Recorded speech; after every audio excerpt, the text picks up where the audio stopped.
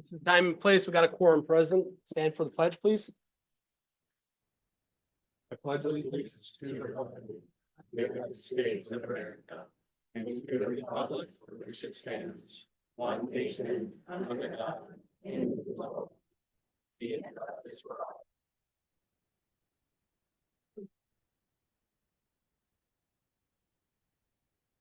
Then can you call the roll? Charity Chandler. Here. Tammy Fournier. Mike Higgins. Here. Diana Johnson. Here. Sam Owineal. Here. Carl Schwarzy. Dan Boltner. Here. Craig Wortman. Here. Tammy's here.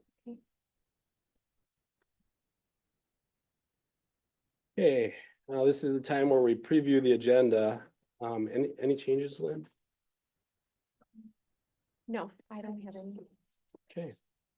Then we will start with board reorganization. We'll start with the election of board president. Do I have any nominations for board president? Or any nominations? I nominate.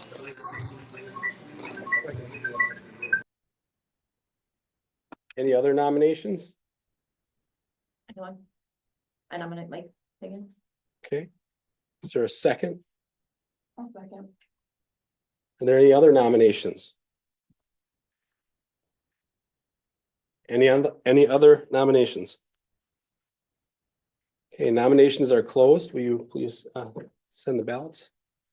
Two nominations, one for Craig Wortman, one for Mike Higgins. Ballots are coming around.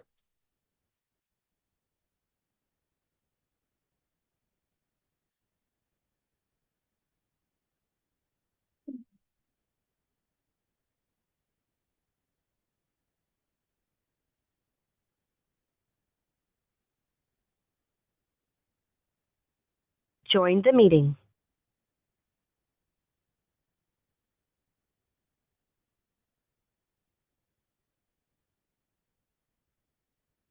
While Lynn is gathering the votes and tallying them, I do want you to be aware that there are some possible storm warnings for tonight. It looks like it's alleviated a little bit in our area, but if there is an emergency, we will be going down this hallway, down the back stairways into the basement in case of a tornado warning. Just wanted to let everybody know that.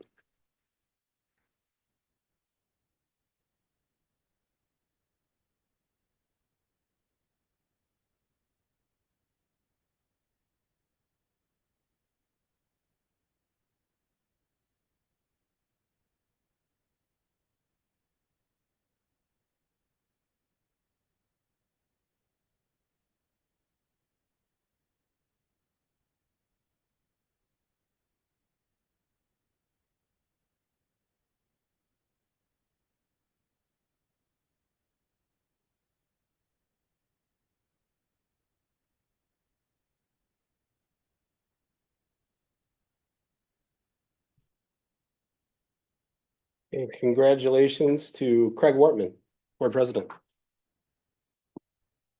Come on up. You can start running the rest of the meeting. Ready. I have just a couple of notes for you when you get here, though.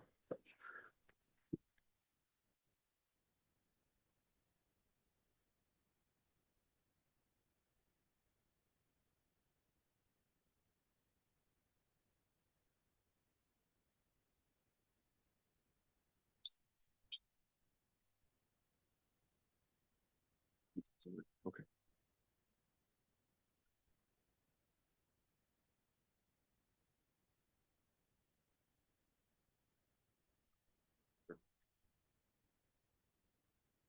All right. Thank you for your confidence. I am definitely humbled and honored. And I think good things are going to happen moving forward, so I appreciate that. Let's open the nominations for vice president. Is there nomination for vice president? I nominate Sam Owineal, vice president. I second that. Any other nominations for vice president? I'll do Mike.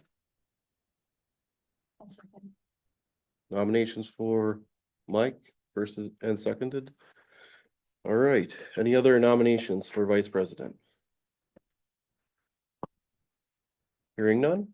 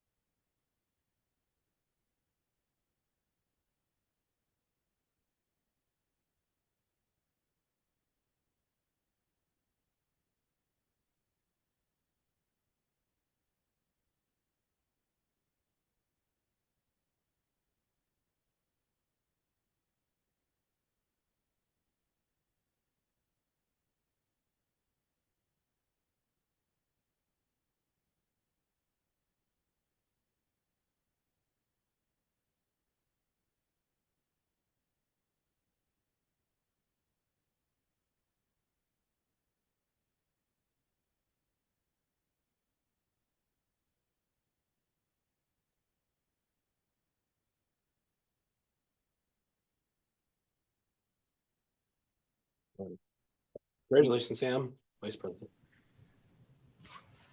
Congratulations. Tina. Joined the meeting. I now open the nominations for board clerk. Do I hear any nominations? I nominate Tammy Foreman. Is there a second? I'll second it. All right. Any other nominations? I'll nominate Diana Johnson. And I'll second.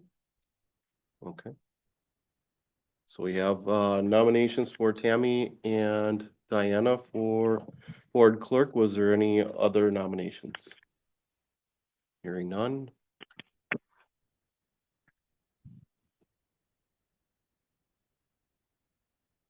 Nominations are now closed.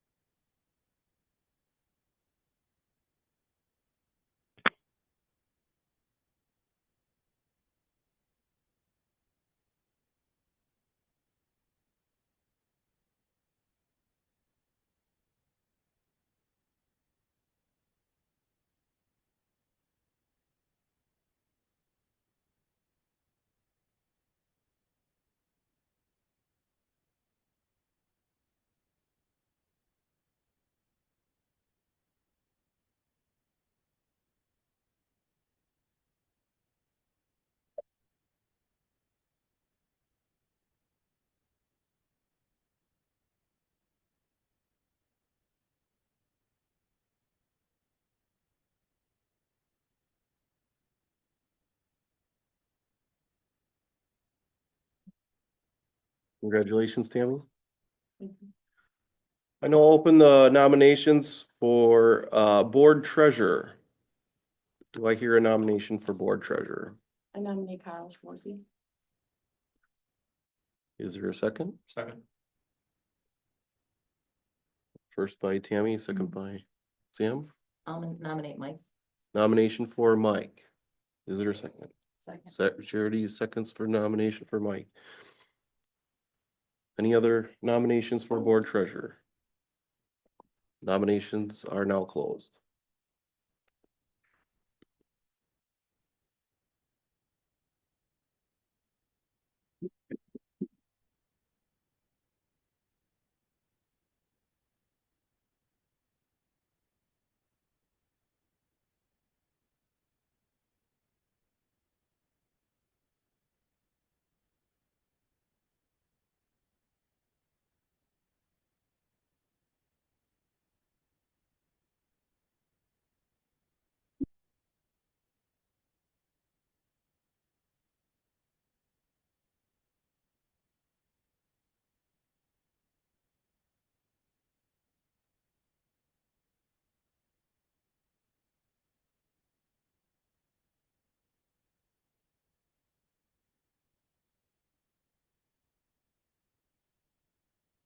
Was a nice day out. Didn't get much of it, 5 minutes outside.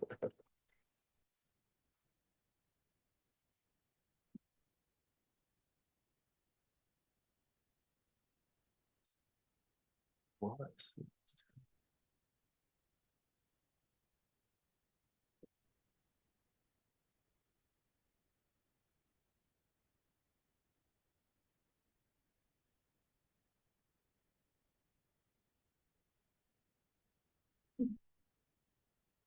Congratulations to Carl for the board treasurer seat. Now it's the time where we make a board appointment for the deputy clerk. Traditionally, that has been Lynn, the superintendent's assistant.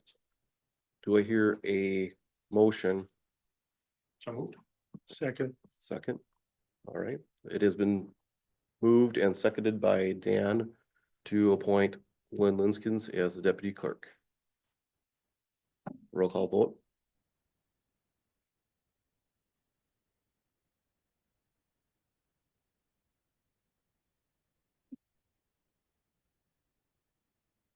Charity Chandler, Yes. Tammy Fournier, Yes. Mike Higgins, Yes. Diana Johnson. Yes. Sam O'Neill, Yes. Dan Boltner, Yes. Craig Wortman. Yes. Letter F, under this particular, board reorganization, pertains to board committee assignments and representatives. It has been customary for this board, for the board president to, receive, the emails from board members indicating their priority, for the committee assignments. So I would ask, board members to send me, their top 4 desired committee assignments, as well as if they would desire to chair any committee seat then. Right, can I just ask, can you send an email on that also? I That way will, it's I easier will, just to sure. reply. Absolutely, I will send that out. The intention then would be to have that information, if we can try to have that information in by Wednesday, because there is we tentatively had scheduled, hopefully more than tentatively had scheduled a committee chairs appointment that would be coming up next Monday to have a discussion about expected norms going forward for those particular meetings. All right. Which brings us to the appointment of the CISA 2 delegate. I guess I would ask, is there any interest in stepping up to be the CISA 2 delegate? And because it's been a while, and I believe that our previous Yeah. CISA delegate is no longer with us, Right. can you brush us all up on what it means to be a CISA 2 delegate? So usually, I believe the meetings occur in Whitewater, probably monthly. The CISA 2 delegate can be nominated to represent our particular region at CISA 2. And that may require a little bit more of a time commitment, but the meetings may be quarterly if not. So, yeah. I'll volunteer for that if Okay. no one else is interested. So your interest from Sam, was there any interest for? All right, well, thank you, Sam, for stepping up for that.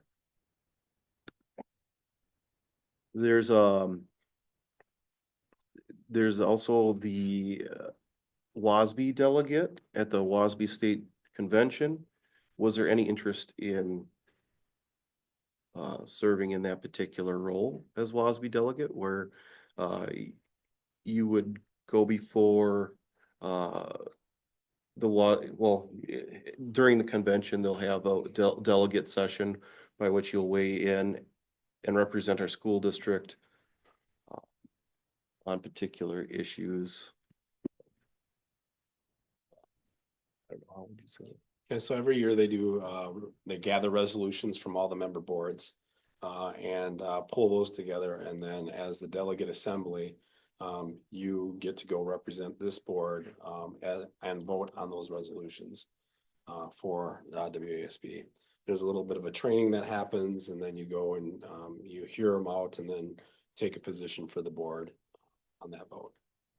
Happens one day in January. That was after David last year, right? It was. It was.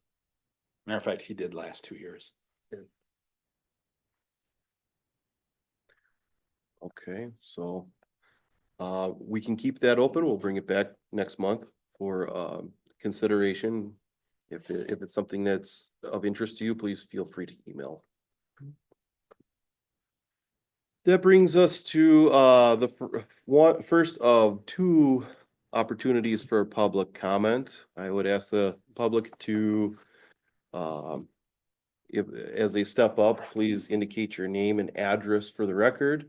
There's also a sheet that we would like you to sign so that we have that for our records as well. Please keep your comments civil in nature. And please do not direct your comments at any one particular board member or any particular one particular staff member. I appreciate your cooperation on that. You'll have three minutes for public comment. Go ahead.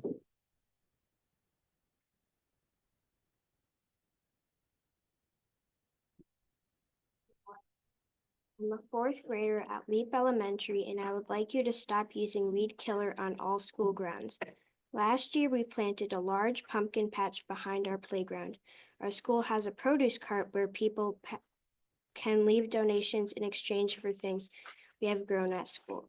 Because of the weed killer use on our school grounds, our entire pumpkin patch was killed out, and we weren't able to make any money from the pumpkin patch. This spring, we will be getting bees at Leap. Did you know that dandelions are one of the first food sources for bees? The use of weed killer on school property makes it hard for bees to naturally find their own food in early spring. We also have chickens and goats at our school. These animals both graze on the grass, and the use of chemicals can be harmful to them. The weed killer is also harmful to children. One of our favorite things to do at Leap is to be outside in nature. We have multiple outdoor classrooms and large grass-covered play areas. Lastly, weed killer is very expensive. Between June 2024 and November 2024, the Watertown School District spent over $7,000 on weed killer, and this doesn't include the cost of staff or equipment used to spread the weed killer. I created a petition, and it turns out I'm not the only one who believes that weed killer should not be used on school grounds. Over the last 3 weeks, I collected 591 signatures from other people who agree with me. Please stop using weed killer on school grounds. Thank you.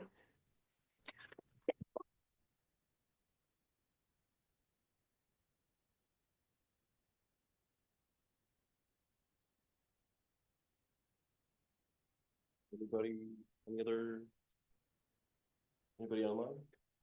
I'll go, Craig. Right.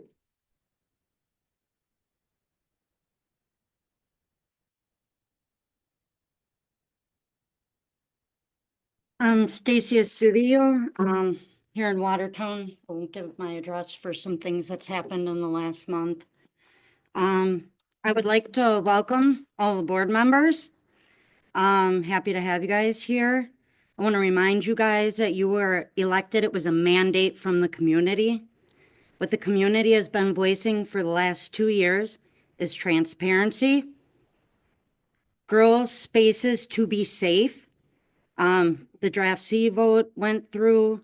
Not real sure what's going on with the soft launch that administration gave to the district employees. We need to clean up the curriculum. The political agendas, the indoctrination need to go. We're a public school system. Academic curriculum, not that hard. Fiscal responsibility. I think that was another outcry from the community. No idea where money goes. That's why the referendum didn't pass. We've been going to strategy meetings, coming to board meetings, speaking to you guys, and you just don't seem to hear us, which is another reason why the referendum didn't pass. I know I've put in a number of records requests. Administration is irresponsible and unresponsive unless I put their feet to the fire. I'm hoping that that can be resolved now that we have a new board. I'm hoping also with the new appointment that the board will listen to what the community has been crying out instead of resorting to a hat poll where the appointed member pulled at the bottom the last 2 elections. Lastly, it's my first time back since the last appointment. I want to thank you for actually letting me speak and not taking my papers away from me and my constitutional rights being stomped on like the last president did. The community took notice, and that's how we got where we are today with you board members. Thank you for listening, and I look forward to working with you next year. Thank you.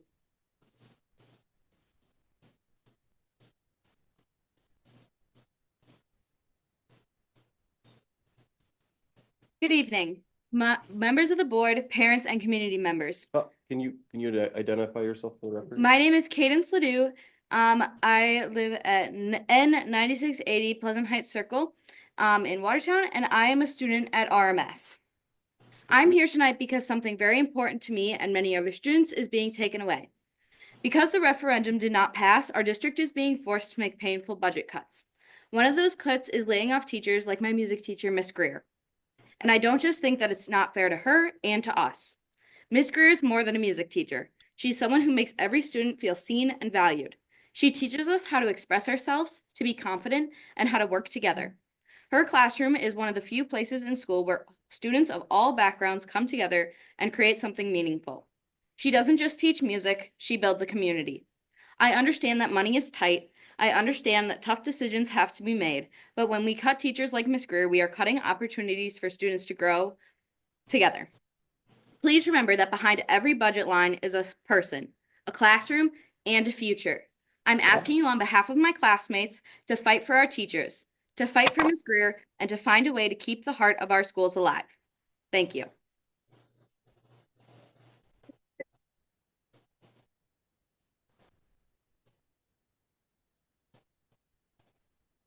Thank you. Anybody else? Nothing online? No additional comment?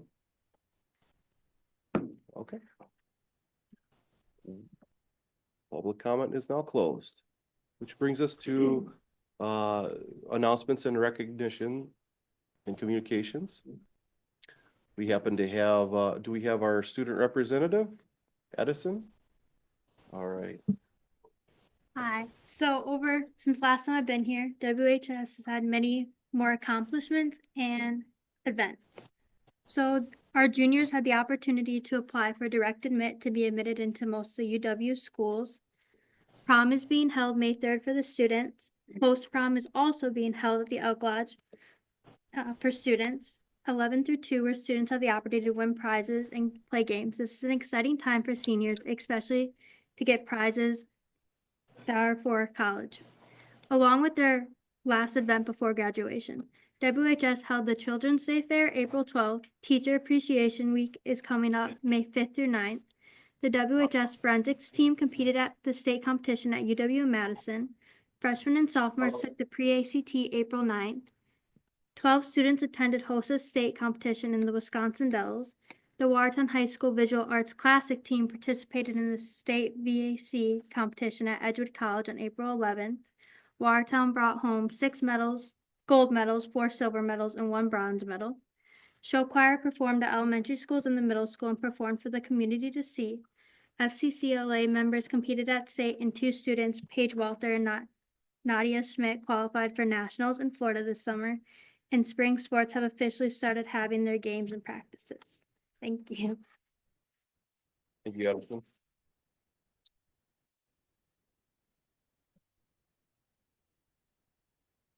And we have board member recognition. Do we would just want to read the resolution, or do we introduce? Okay, well, The 2 new. yes. Welcome to the board, Tammy Fournier and Carl Schwarzy. Just recently got elected to the board on April 1st. Congratulations. Congratulations. Thank you. We also have to recognize with 2 outgoing board members, Lori Holland and David Schrader. Lori Holland, if you'd come forward.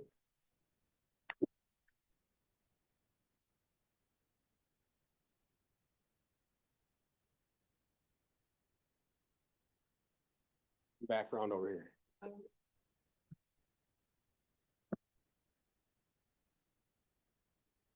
The woman's got your resolution. Thank you. You bet. Thank you. Am I good? Did you want to say anything, or? No, thank you for the opportunity. I don't think I really knew what I was getting into, even though I had been to many board meetings before I was on the board. I feel like there's a lot of work that still needs to be done. I'm proud of the work that we did do, and keep up the good work. I'll be around. Excellent. Thank you. Thank you. Thanks, Lori. Thank you. All right. Resolution. So resolution 9380. Whereas Lori Holland has served as a member of the Board of Education of the Watertown Unified School District for the last 3 years, and whereas she has served with distinction and dedication while representing and promoting the best educational interests of the youth of the Watertown Unified School District, and whereas she has also served as a board clerk as well as on a number of special committees of the Board of Education. Therefore, be it resolved that the Board of Education of the Watertown Unified School District does hereby express its appreciation and gratitude to Lori Holland for her unselfish public service and for the significant contributions she has made to the Watertown Unified School District and public education. Do I hear a motion? Second. It has been moved and seconded by Sam. Yeah, moved by Charity and seconded by Sam. All those in favor? Aye. Any opposed? All right. Is, David Schrader here? I haven't seen him. Okay, well, we'll make sure he gets his little gift there. All right. Whereas David Schrader has served as a member of the Board of Education of the Watertown Unified School District for the past 4 years, and whereas he has served with distinction and dedication while representing and promoting the best educational interests of the youth of the Watertown Unified School District, and whereas he has also served as Board Vice President and Board President, as well as a number of special committees of the Board of Education. Therefore, be it resolved that the Board of Education of the Watertown Unified School District does hereby express its appreciation and gratitude to David Schrader for his unselfish public service and for the significant contributions he has made to the Watertown Unified School District and public education. That's resolution 9281. Do I hear a motion? I move. It has been moved by Dan and seconded by Charity. All those in favor? Aye. Any opposed? The motion has been carried. We have some generous donations.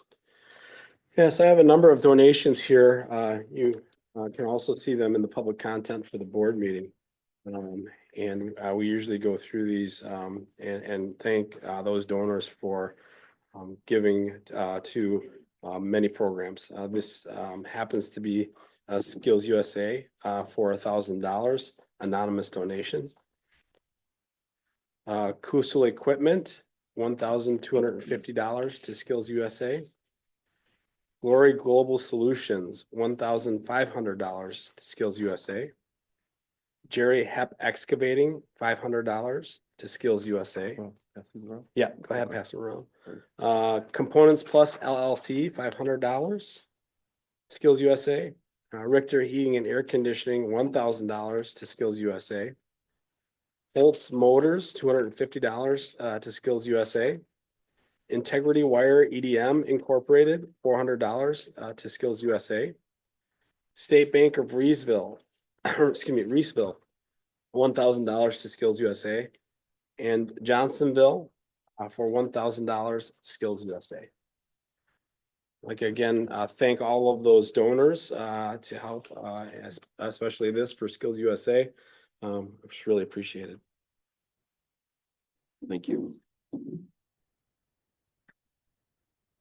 Next is up for our strategic discussion, the Greater Watertown Community Health Foundation update.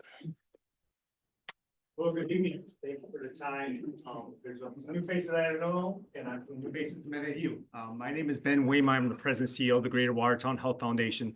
I started full-time with the foundation at the end of 2024. Prior to that, I was the Jefferson County Administrator for about 11 and a half years. I'm also a retired Army officer, time on active duty in the National Guard as well. My colleague Tina Crave is here. Many of you probably still know her when she's the founding CEO of the foundation. She has now moved into a new role called a Chief Transformation Officer for us. And we'll talk through why that initiative kind of took place going forward. And so I want to thank you for this opportunity as you look at this upcoming term and what that transition might be. We too are in transition to the foundation as we look to the future, not only what we have done, but what we're trying to build towards the future. And our goal tonight is just open that conversation with you all and look at maybe potential opportunities for alignment in the future going forward.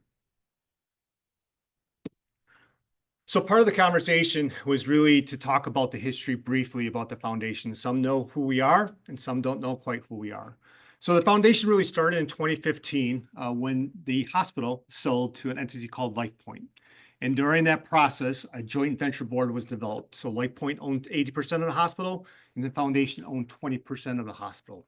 The foundation still owns 20% of the hospital to this day. And then a few years ago, LifePoint turned the ownership over to an entity called Scion Health, which was kind of a spinoff of their organization going forward. We were one of 18 community hospitals that helped happen to. So that really created the endowment that we use and manage on a day-to-day basis to really look at the investments within the various communities in our 2-county service area. Our primary is Jefferson and Dodge County, and our direct service area is basically a far north to Juneau, down in the city of Jefferson. And envision those school districts are involved there going forward. Besides the endowment, we also have various real estate holdings. So we own senior housing complexes that are close to in a joint venture environment next to the hospital. Many of you are aware of the Collective, that is the old Bethesda Lutheran Home campus. So we have the Collective proper, which is the main corporate headquarters, where the new YMCA is building an addition onto. We have approximately 9 businesses, nonprofit and for-profit, that lease from us, besides our entity being there as well. Also part of that is we have some property that we do lease out with community partners for needs of the community, specifically the Cornerstone of Grace and what that looks like. And then finally, the big part of our real estate holdings is the remaining property that's vacant that is now becoming a new housing development. Partially on that property too was last year with support of Jefferson County and the state. We opened a youth crisis stabilization facility, the third of its kind in the state. Ultimately, our goal and our foundation elements is how do we create thriving communities and strong families? And tonight we hope we can talk through briefly those opportunities as we look. So we have 3 primary core focus areas that we focus in on. And sometimes we get asked, how did you get to those points? And a lot of this, how do we, again, goes back to those principles of thriving communities and strong families. So we look at community involvement. So as we talked, Tina has a new role. The board looked at different ways based on community feedback of the needs of the various communities and the engagement that could take place in partnership. That included community involvement, looking at strategic plans, comprehensive plans of partners, and ultimately looking at data. What do those outcomes look like? These are ongoing efforts. An example right now is we're working through what's called a community health assessment with the 3 medical systems in the 2-county region and the 2 counties as we look to the needs of the future from a health standpoint. We are also planning a youth summit on November 7th, and we look for opportunities to engage the youth in that process going forward and how they can be part of that leadership process for change, along specifically as it relates to youth mental health. We do this for various functions, direct funding to common use grants for everything from projects, programs, seed funding for certain positions with various entities, planning processes, etc. We do a lot of work on facilitation and collaboration, bringing folks to the table to have those conversations, and finally, how we look at policy for the future at various levels. Our 3 focus areas ultimately become this: it's housing. So as I mentioned, we're into development right now. So the Rock River Ridge will have 188 housing units when it is done, including single family, twins, and a multifamily component. Our first 12 single family homes went on the market about just 8 weeks ago, and they are gone, which show us the kind of demand that we're having. This summer, we begin our next phase of infrastructure construction, but if you go out there today, you got 4 houses with sticks out of the ground, 2 additional foundations poured, and the multifamily will begin this summer going forward. Not only are we directly engaged in that development, we also look at utilization of financing instruments to make housing happen.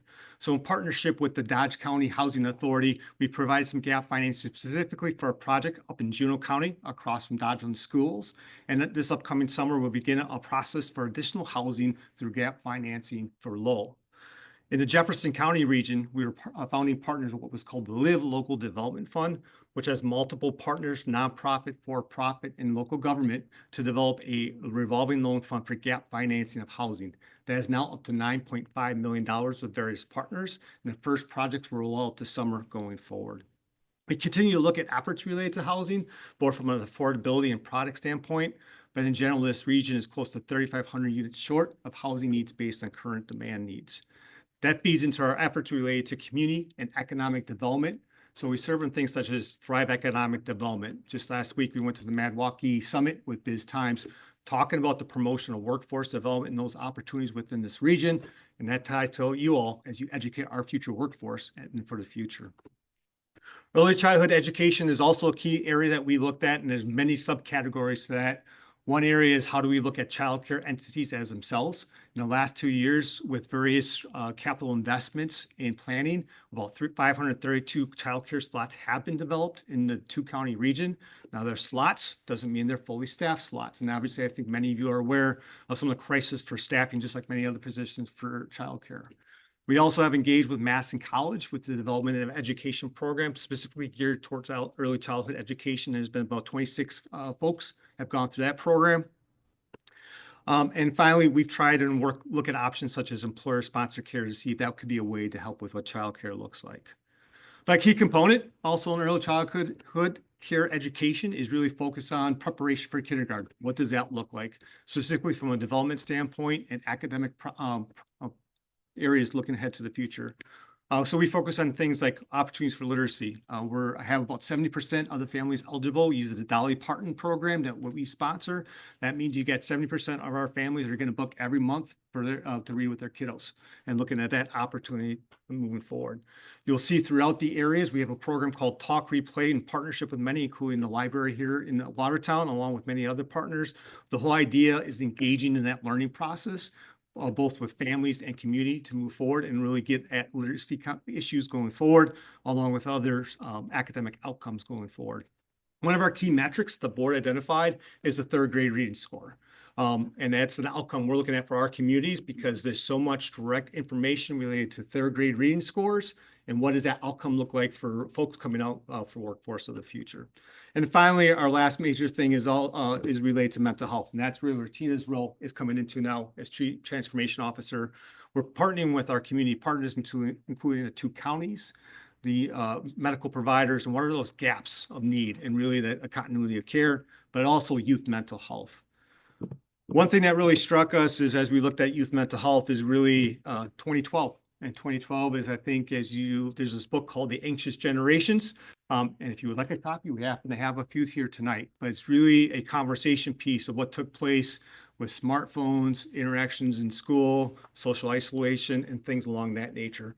All 50 states are in a process of looking at bills related to that in some fashion. State of Wisconsin has one going forward right now that's passed the Assembly and gone through Senate committee related to what it looks like for a version of full and free school, letting the local authorities have that ability to what does that look like. But this was based on really what does the data look like for depression and anxiety in our youth. So an example is about 42% of our young ladies have depression. In 2012, that number was closer to 15%. For boys, it's now about 21%. In 2012, that number was actually higher, about 26%. So the goal of those conversations in that book is really to have that conversation of how do we as community look at the issues going on with our youth, and it crosses both lines. So I think you can find folks who are engaged with this. I know Wisconsin Institute for Law and Liberty, as an example, are hosting a session coming up for school boards. And this is a conversation piece with their guest speaker, who was part of the Anxious Generation, to folks on the other side of the aisle. So it's an opportunity to look at what is best for everybody, because that's a community effort going forward. It's also a conversation of play-based activities. And I think that's a lot of it, going out in the backyard, getting engaged with events and socialization as we look forward. I think the other key thing is after 2012, you look at math scores, reading scores, and science scores, there's a pretty dramatic drop-off. And that was not just in this region, this was globally what that looked like. Again, some direct and indirect correlations with everything that took place since 2012 and some other subsequent events since that case going forward. So ultimately, our goal as we look at mental health and youth mental health is really how do we stop it at a pyramid, right? The highest point is that youth crisis stabilization facility that we talked about. Our goals with partners is how do you stop it at that early level? We don't have enough providers to take care of it. Plus, you look at the outcomes that it looks like. So an example, State of Wisconsin, the average number of mental health providers per resident is 420. In Dane County, that number is 220. Jefferson County, that number is roughly 850 residents per mental health provider. And then Dodge County is about 870. Now, the numbers have gotten a little bit better since that data was produced, but still shows you that deficit. And quite frankly, we can't necessarily spend our way out of that process going forward. So our goal in these conversations is how do we work with schools, other providers to look at how do we look at the continuity and be more preventive, what it looks like. So there's a lot more we could have a conversation on. I know you have a full agenda tonight with some significant decisions ahead of you, but we really want to just talk through some of those opportunities that we could see alignment with the transition of this board, transition that we're doing as an entity for the foundation, and look at ways if there's strategic investments that we can make together that makes sense with the vision that you are heading in going ahead to the future. So we appreciate the opportunity to talk. We'll welcome any one-on-ones meetings you may have that if you want to come see us at the foundation or someplace else for a cup of coffee and kind of talk through what we're going through.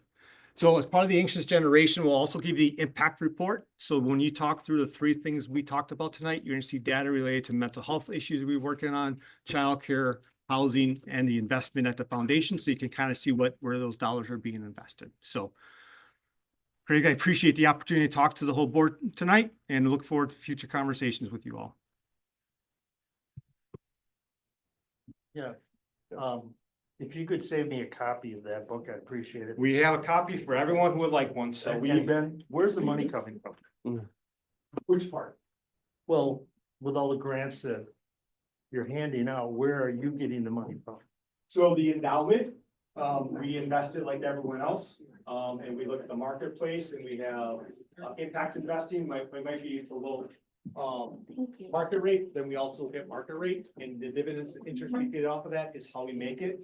We have a metrics from a business standpoint that makes sure that we keep to what the original endowment was with the cost of dollars today. So it always grows, so we can make sure that investment that was endowed continues for the community going forward. Okay, thank you. Any other questions? All right, well, thank you. Just want to share one thing that Ben kind of glossed over, but something I think that has been very important to the board over the last couple of years is they have funded mini grants to us to be able to do board development. And that's how we've been able to get the money to do professional development and getting together and talking and working through those things. It's one of their main missions to help support other leaders in the community. And I, just say I appreciate them helping us out with that fast. All right. Well, thank you. Also up for strategic discussion tonight is the Neola policy 6320. This was specific to purchasing authority. This comes by way of recommendation of the committee. This was somewhat of a split decision within the within the policy committee, and as well as the individuals who were in attendance of that committee, and the committee felt that was the best practice to bring it forward to the board for further discussion. Specifically, traditionally, the purchasing authority had been at a threshold of $20,000. And the committee felt that it should be reduced to $15,000, given the nature of the failed referendum, and that more oversight would be preferred over less oversight when it comes to district discretionary spending. So those thresholds you'll see indicated in the policy of, well, it looks like it's been updated, $15,000. There is a spot under competitive bids that was indicated as $250,000 for the competitive bid process for single items, materials, or equipment. That previous dollar amount threshold, as I understand it, via the current policies that you have, attached there was $50,000. So that is about a 400% increase. That has yet to have a discussion behind that. Also instructional textbooks, resources, books, tapes, workbooks, educational kits, periodicals, computer equipment, software, professional development, audio, visual materials, miscellaneous and operational supplies of less than 20,000.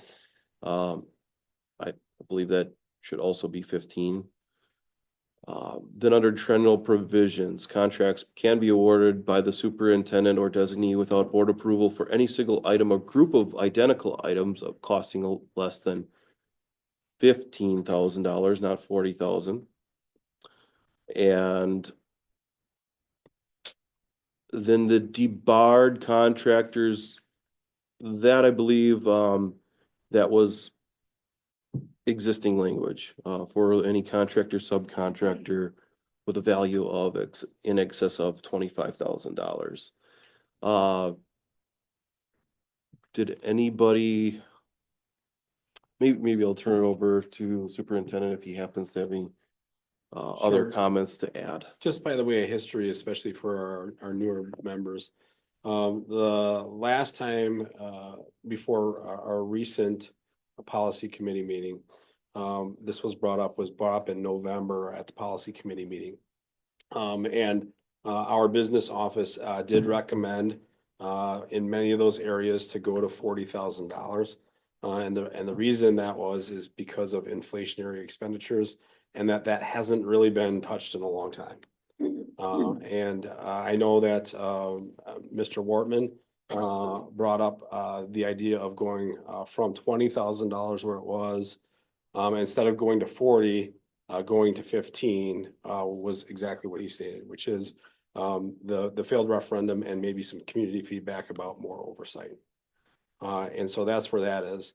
The $250,000 that you see in that section, where am I? I gotta scroll down to it. If somebody finds it faster, then. Competitive bid, second Yep. paragraph. Competitive bids, second paragraph, thank you.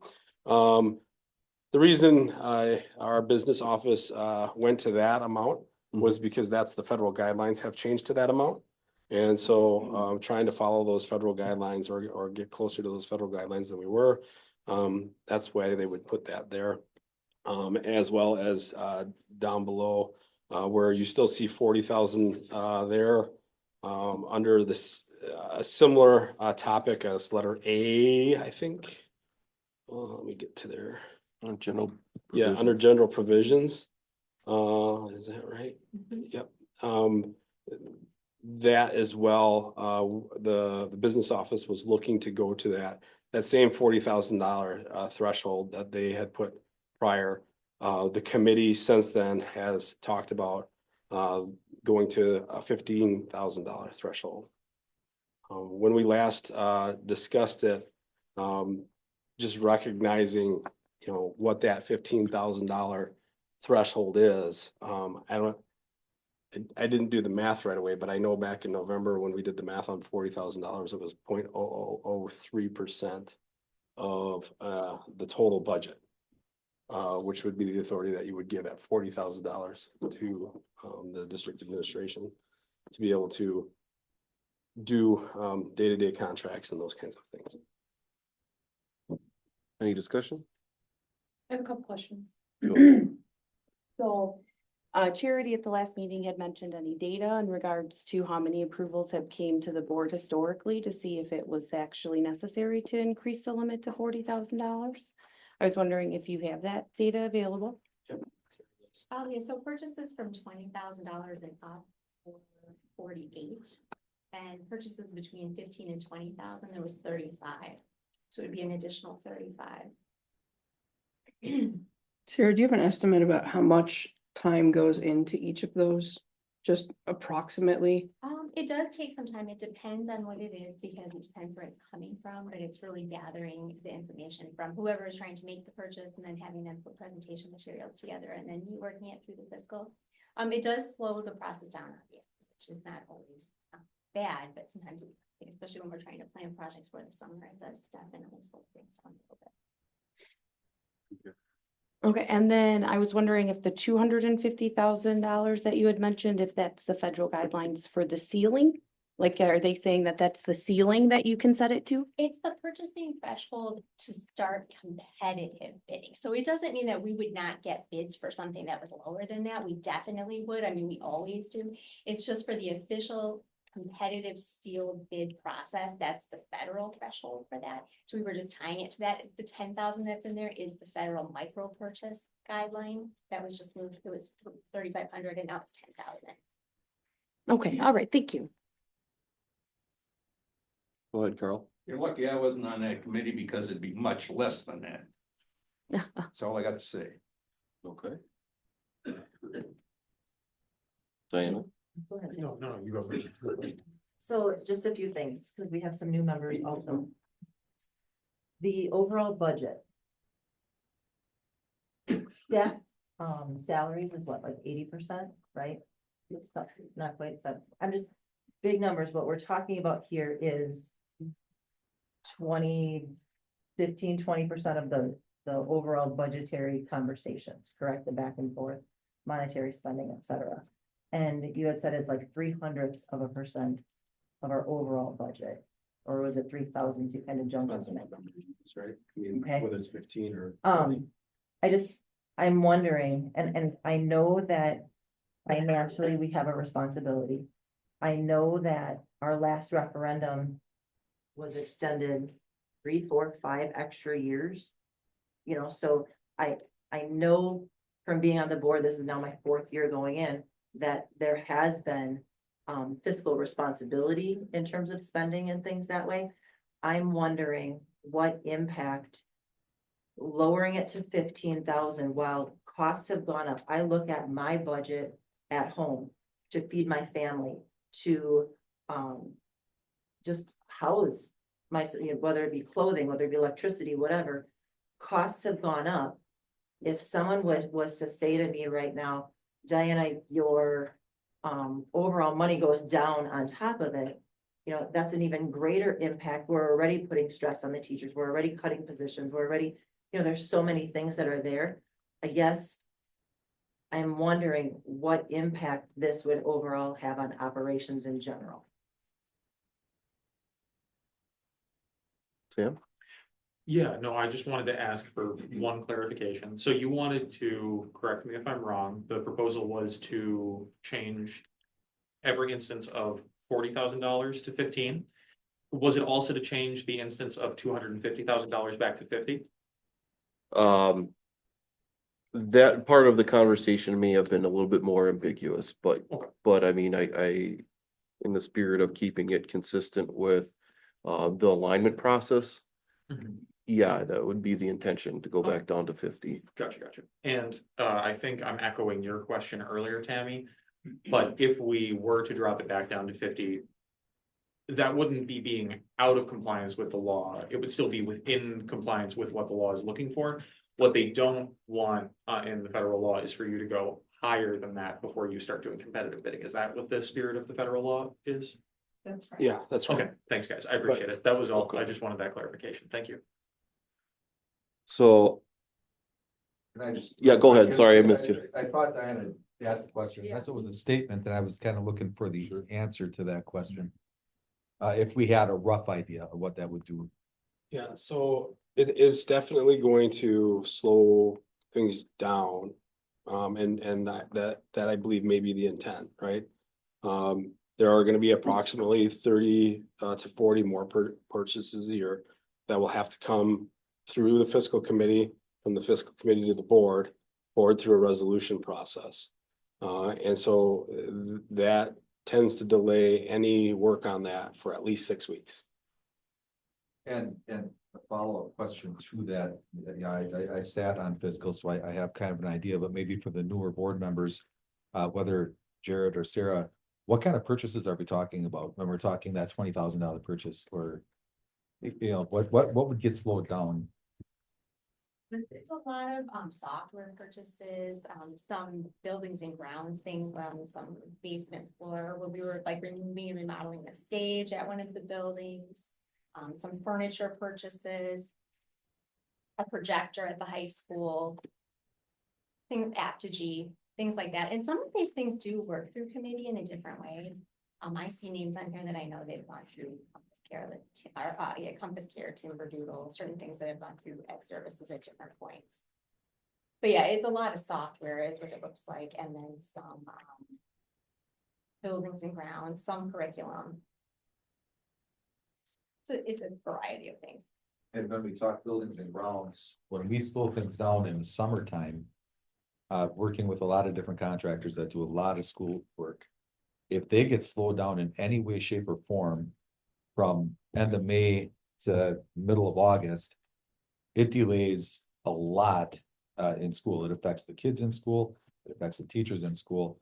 So I guess that's where I'm looking at. If we slow a process down, when we're trying to get a project done in a 3-month window, and we want to slow that project down, now that project goes into November, say, what does that do to the learning environment for the kids?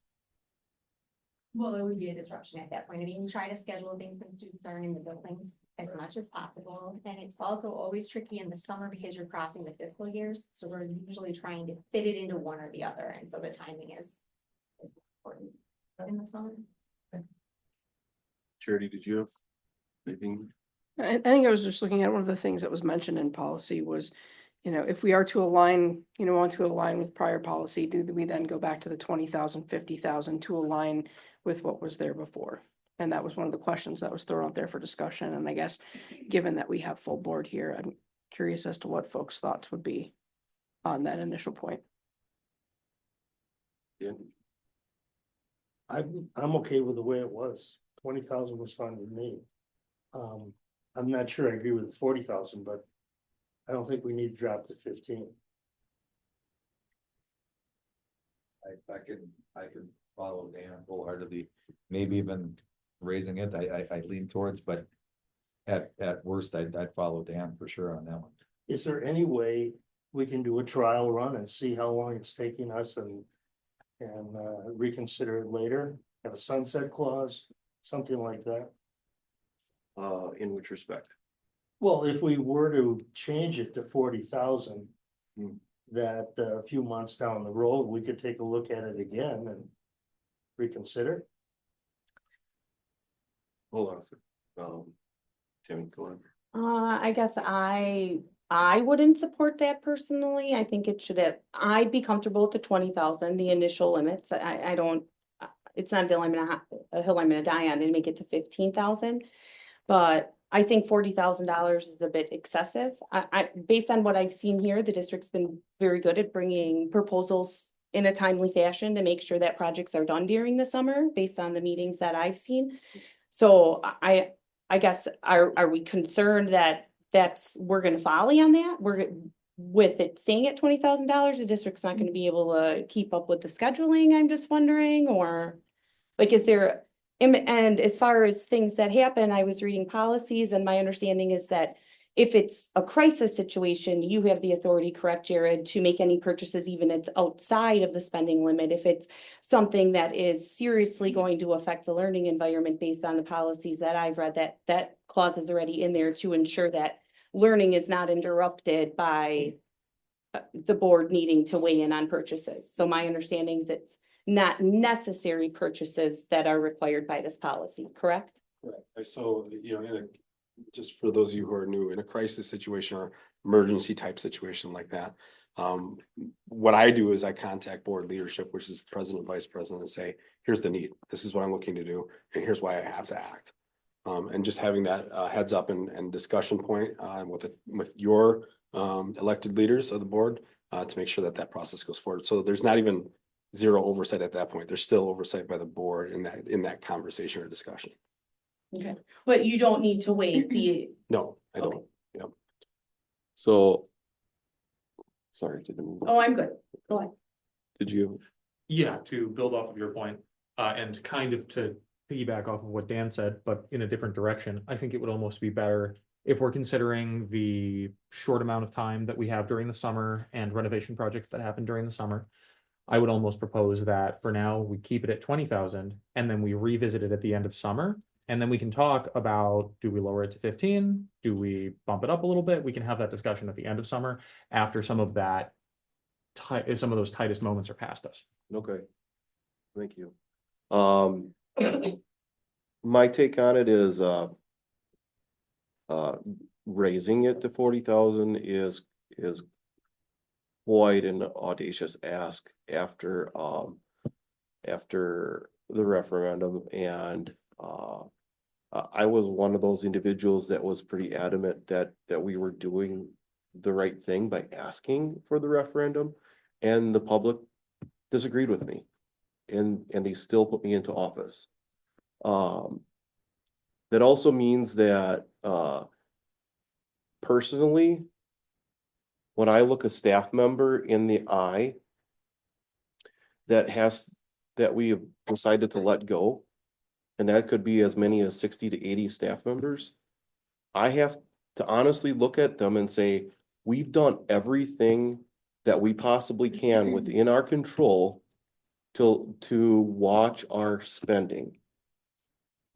That's the way I see it. I heard the comment mention that this is about 15 to 20% of the budget. Well, guess what? What was the referendum? 10 to 15% of the budget. Let that sink in.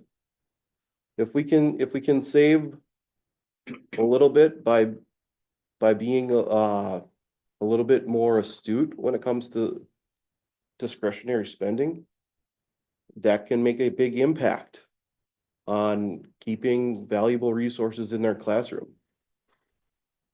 Slow things down. Is it going to slow things down, or is it going to force us to plan ahead a little better? I don't know. Maybe you can be the decision maker on that. Again, $20,000. I don't know if that's the hill for me to die on either. If the board finds the pleasure in keeping it at 20,000, I'll go. I'm indifferent to that.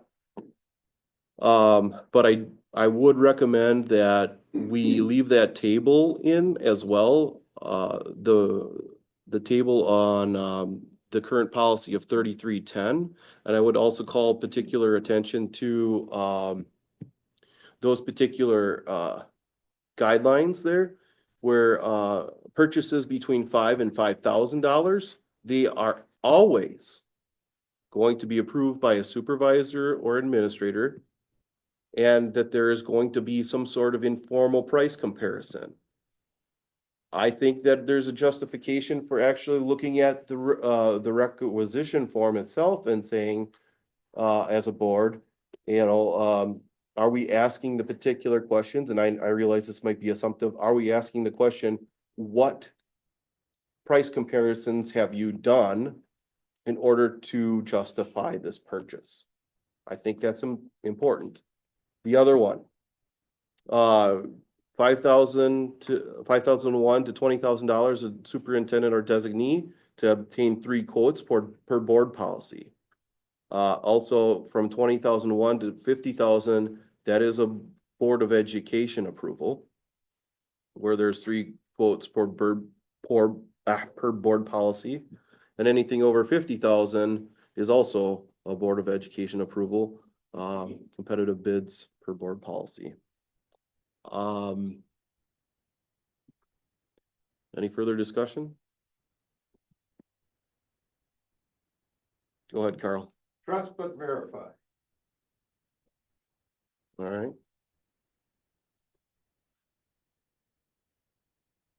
So I hear a general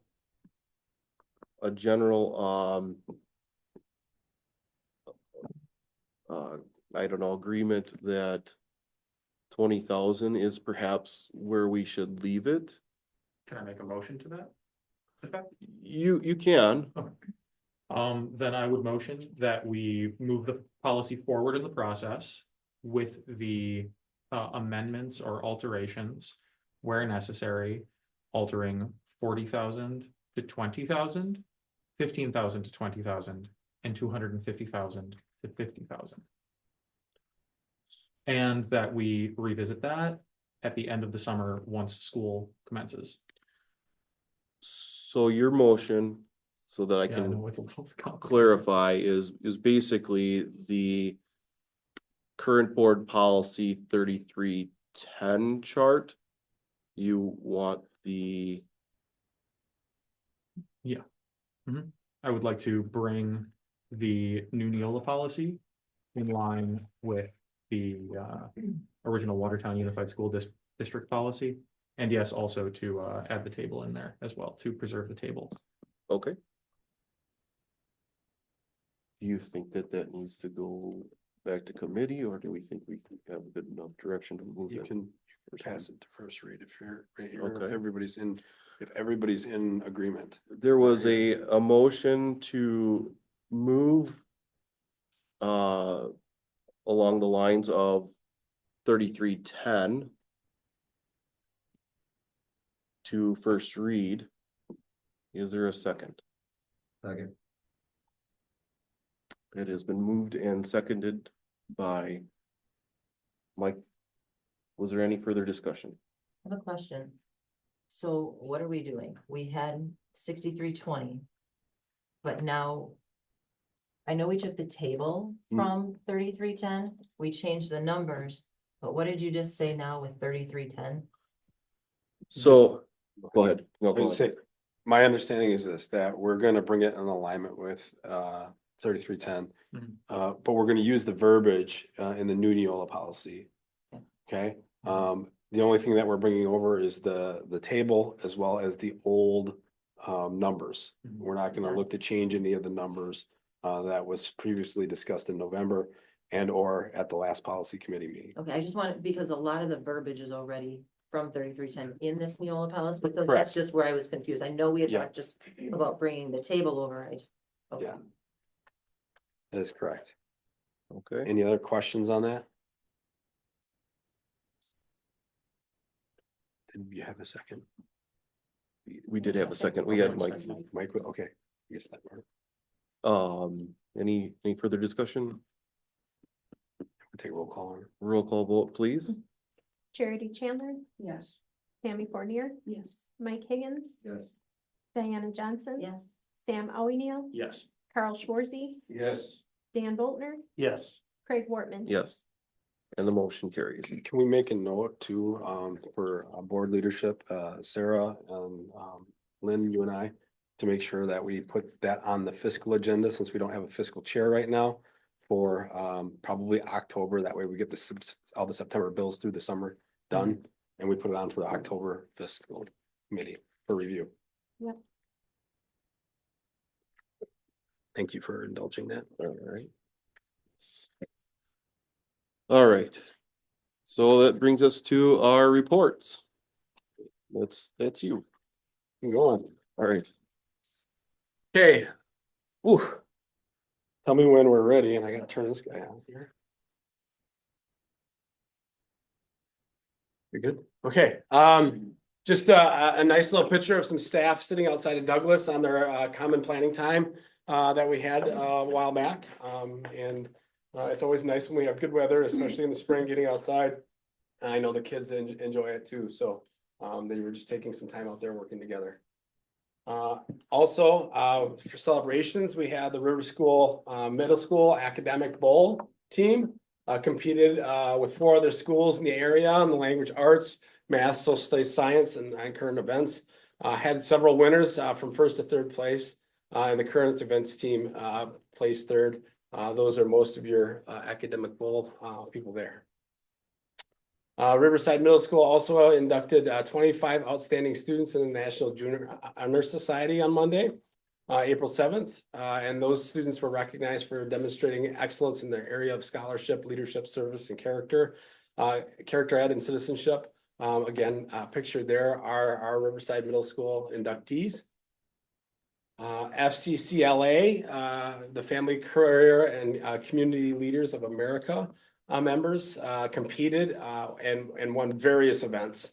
And they did a great job at the state leadership conference on the 9th of April. That's them posting a picture at the conference.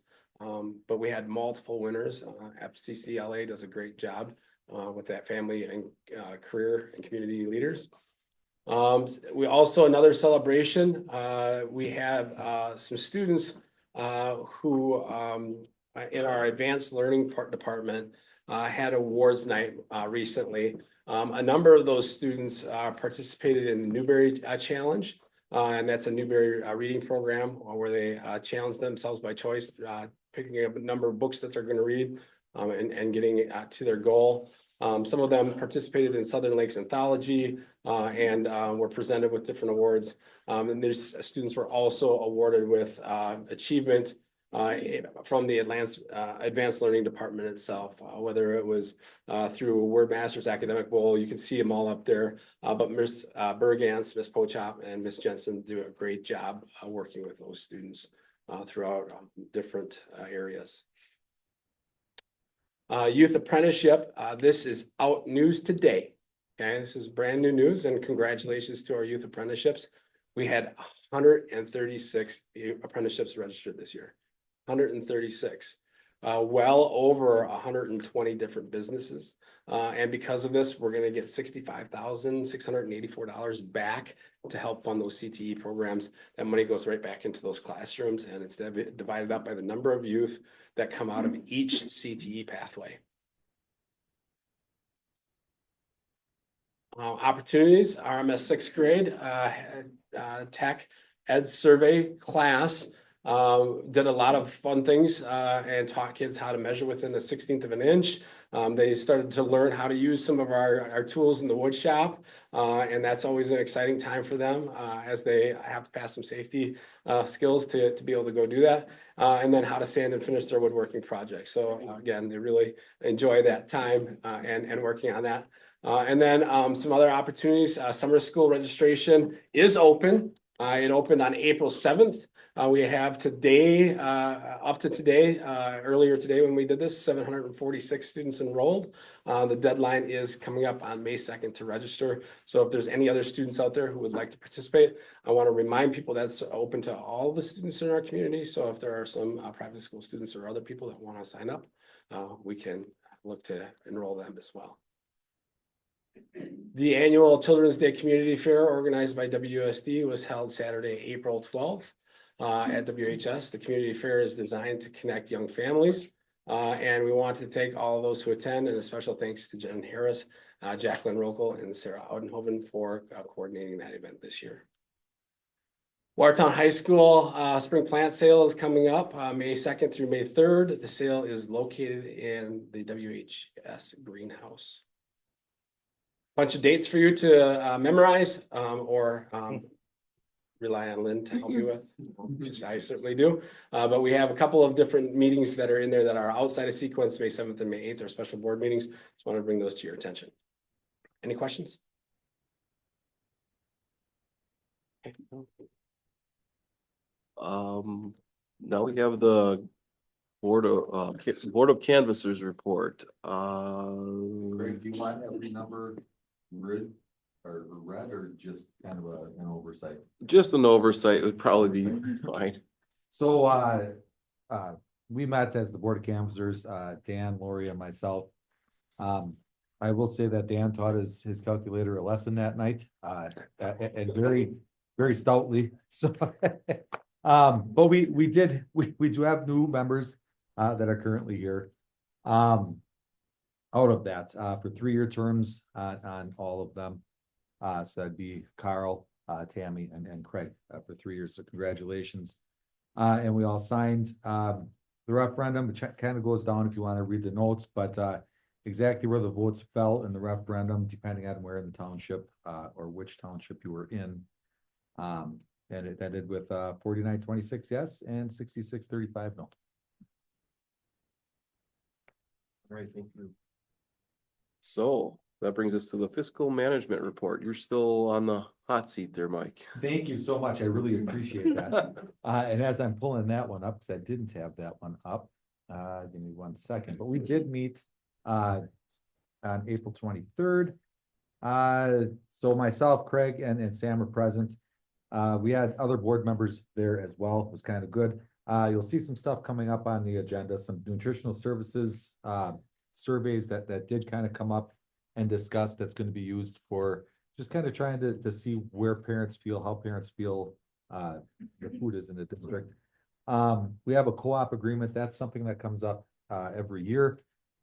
Same thing this year, a bunch of schools get together, use their buying power to keep costs down, which is kind of good.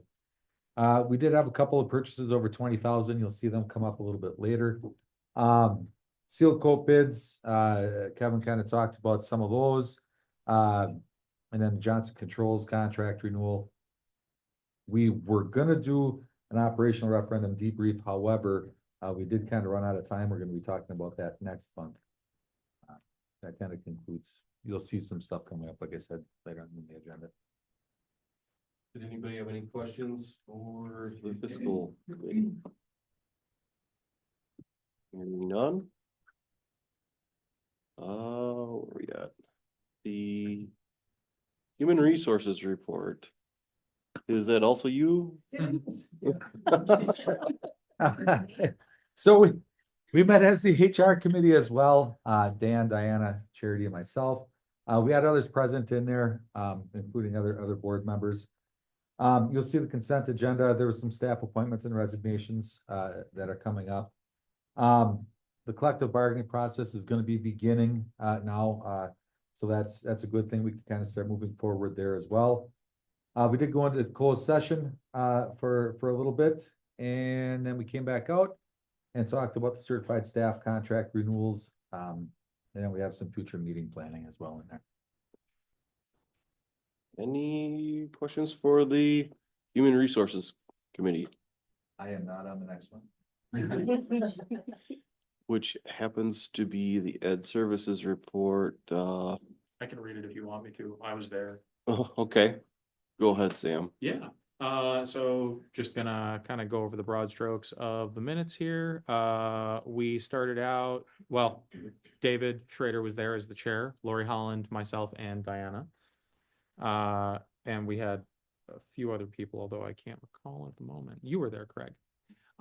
Then we started out with an update on the multilingual family night. We just talked about that briefly and how that was going to be coming up. I believe that was the same day. Yeah, it was coming up in the evening. Then we went on to talk about the WUSD science curriculum plan. We discussed some of the details of that. You asked a few questions about making sure that everything is brought into alignment, that we're using data to support our decisions, and that students aren't being, kind of taken out of that sense of continuity between the middle school and the high school. Next up, we talked about the summer school policy. We talked with Mr. Whitaker from the middle school, and we talked about how he worked with Fred Jan to develop the policy in cooperation with Neola Guidance. And we discussed kind of the ins and outs of that summer school policy. Then we discussed the Act 20 requirement policy 5411, third grade promotion and retention of at-risk students. That's going to be coming up, and we're going to have more discussion about that later. So I think that we can leave it for then. The action items were to add future agenda items for WHS science, new course proposals, course sequence changes, etc. That are going to be coming in October and November of this year.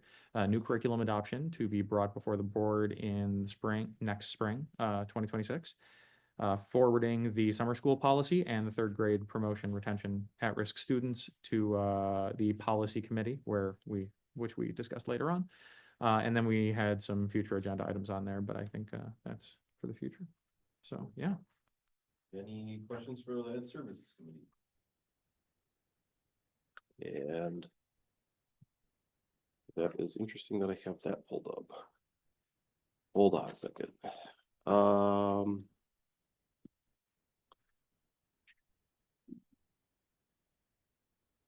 Okay. So the policy review committee met on Wednesday, April 9th.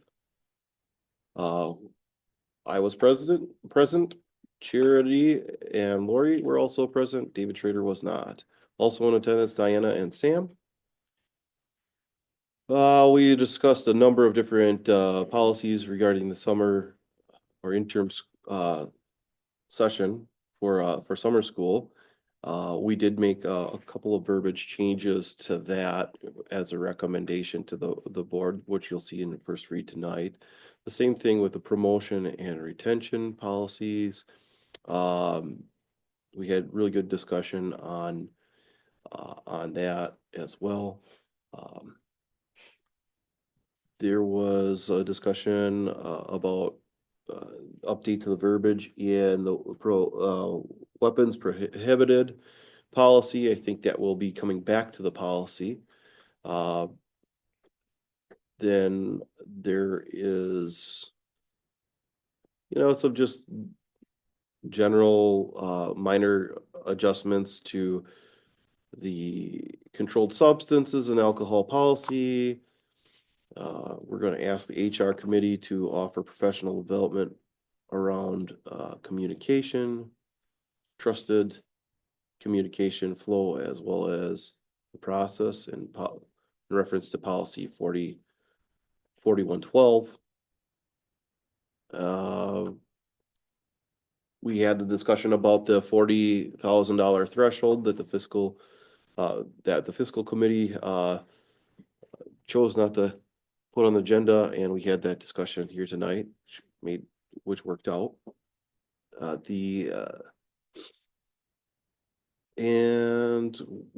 will be working with Jared to prioritize a policy work for the next policy committee chair. We were adjourned at 8:07. Any questions for the policy review committee? Hearing none. Planning. It was not our month to meet, but a few things just to make note of. Many of these were referenced already tonight. First of which is the meeting of the chairs. That is scheduled for Monday, May 5th. Originally we were scheduled at 5:30. We had talked about this at our last meeting. But because of policy meeting that night, we will move that to 4:30. There was discussion of what if people can't be there? What do we do? Should we push it back? And it has been difficult to find dates that work. So if we don't have it scheduled this day, it might be a month, it might be 2 months, it might be 3 months. So the committee had basically decided we'll keep it at 4:30. Whomever can make it wonderful. It is designed to help. We've never done this before in terms of onboarding. We're gonna have some new chairs, so better than just trial by fire. If you can't be there, it is recorded, so we all know that if we don't attend a meeting, we're responsible for it, whether we're there or not. Just watch the recording. It's the best we have at this point in time that we can do. I don't want to say short notice, but because of that turnover, this will be a set date moving forward. It will go just like the set committee dates, et cetera, et cetera. It will be in the future at the 5:30 time slot in years to come. It's just because we're working to finish up the Neola book by the given date. We're being flexible with this, so thanks in advance, everybody, for your flexibility in that. Thank you. Secondly, planning committee meeting meets Wednesday, May 7th. Please note, there's a 5 p.m. start time, not 5:30. Typically, we meet at 5:30. We did move that ahead. We meet every other month, so trying to hold that 2 hours because we have the superintendent check-in at 7 o'clock sharp that night. And Tim Fisher is going to be leading us through that check-in. I did reach out to Tim a week and a half, 2 weeks ago to make sure that Carl and Tammy are now on part of, or your emails are part of and accessible to do that. He said that he would be sending those out. I don't typically get confirmation. So if you have not received something, it would be from Frontline is the name of the organization that puts that out there. Please reach out to me, let me know. I don't know if he's done that yet, being that the check-in, he said he was gonna do it within the week. That would have been sometime last week. With the check-in coming up in a week, we just want to make sure that you have accessibility before the meeting, and he'll walk us how to get into it at the meeting. He sent it on the 23rd. I wasn't aware what it was, but it was an option to register. Perfect. So, yeah, Carl, if you're just 23rd-ish then, and if you have trouble getting in, you can reach directly out to him. And Okay. he can walk you through it step by step. Oh, wait, can I get that information from you just in case, cause it wasn't on the. Get what information? His contact. His Yeah, contact. to contact him, I cause it can- comes from. Lyndon, I can send that to you guys. Yeah. Okay, thank No, you. no problem. Sorry, I thought you meant from. Oh, no, that's You have okay. that. And then lastly, there was a subcommittee report in there, which is a subcommittee of planning, and that was for the referendum. That happened, oh gosh, back on March 21st, right after our last board meeting. Just key information, the information is accurate, other than, I don't know, do we make the change? Okay, as accurate then as recorded. Thank you. Any questions for the planning committee? Hearing none. Well, that brings us to our consent agenda, which is policy, resolution 9382, which is intended to approve the minutes, committee summaries, personnel and staffing report, the approval of bills, the first and second read of policies. Do I hear a motion? I move. Oh, you're gonna have discussion as well after it. Well, after your second. Second. There's a motion by Dan and a second by Mike to approve the consent agenda. Or I just any have one- discussion? Yeah, just one thing, Craig, 6320 is still in there with purchasing, it still has the old numbers in there. I understand it's first reading, I understand all that, but just making a note of it is all I'm saying. So. Yeah, we have, thank you for that. Thank you for that. Any other questions on the resolution? For the first read? Yeah, your first reads are included in Okay, so that. I have a question for 5411, third grade promotion and retention for at-risk students. If you look on the second page and you look at point C under based on the comprehensive evaluation of factors above. The district will currently pass a child, even though they recommend retention if the parents refuse to retain that child. Is that my understanding of this policy? It's on page 2. Yep. Under, it's point C where it says promotion. Okay.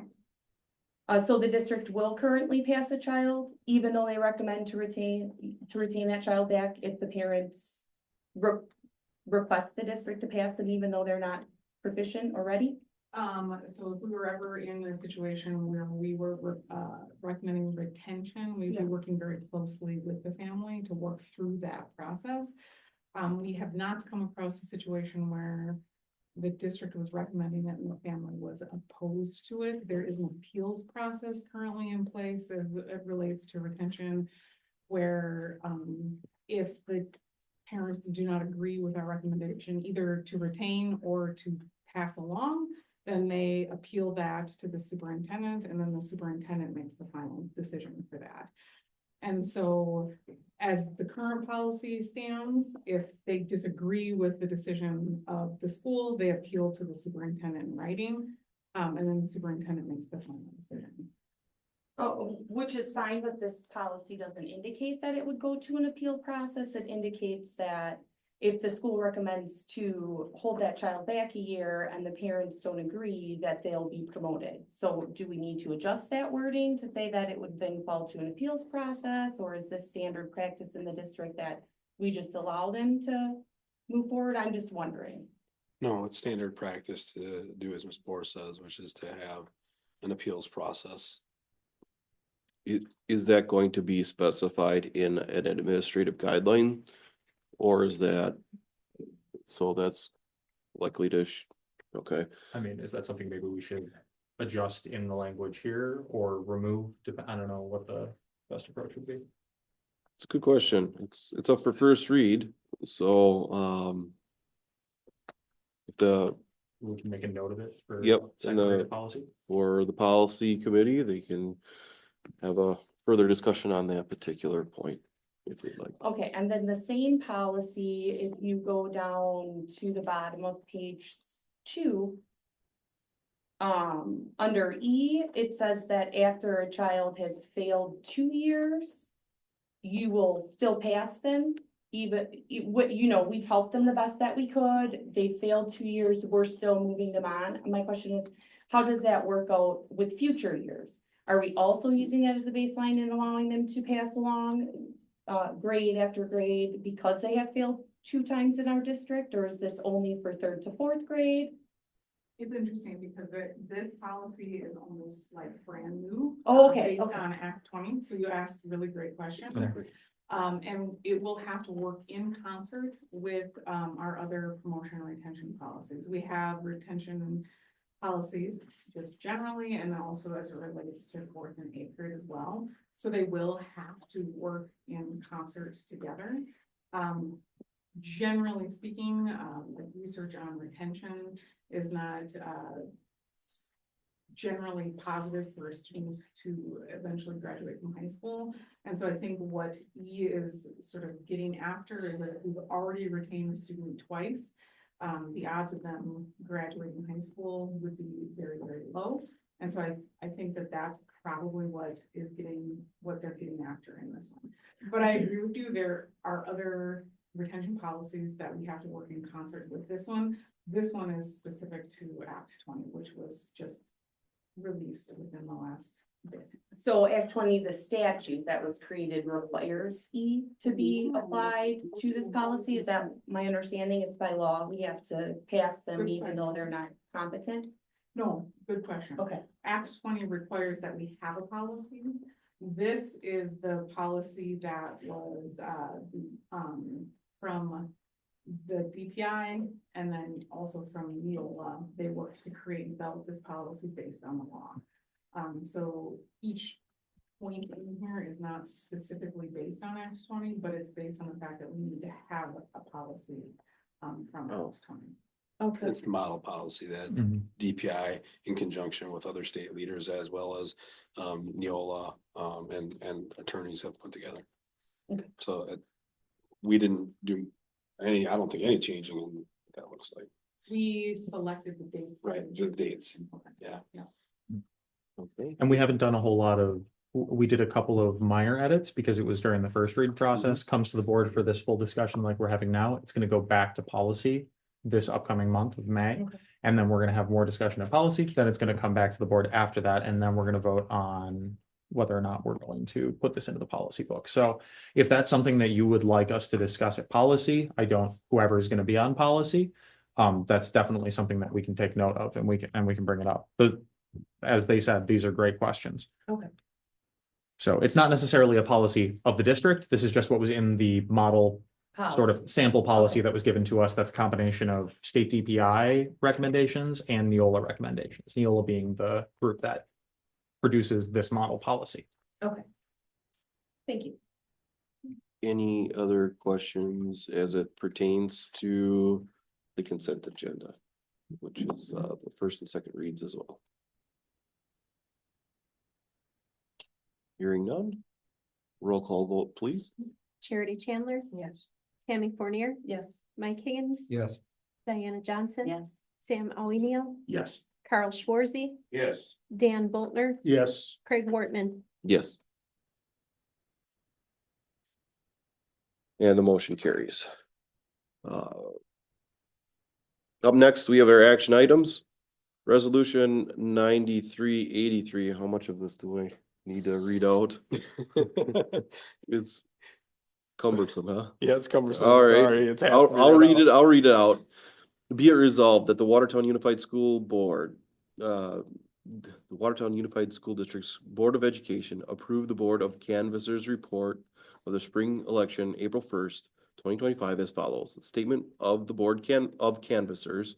We, the undersigned members of the Board of Canvassers of the Watertown Unified School District, certify that the annexed and within tabular statement is true and correct as compiled by us from the original returns made to the school district clerk by several towns, villages, and election districts in said school district of the election held on Monday, April 7th, 2025. The numbers of the votes given for the spring election candidates for school board are as follows. Tammy DeFournier, 5,211 votes. Carl E. Shorzy, 4,819. David Schrader, 4,185. Charity Chandler, 3,822.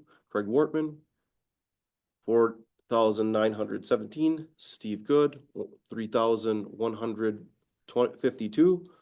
Signed by Mike Higgins, Lori Holland, and Dan Voltner. Witnessed by Lynn Linskins. Certificate of determination of persons elected. We do determine and certify that the following named persons, having received the greatest number of votes for the respective office for which each was a candidate, are declared to be elected to the Watertown Unified School District Board of Education. Tammy DeFournier, 5,211, 3-year term. Craig Wortman, 4,917, 3-year term. Carl Shorzy, 4,819, 3-year term.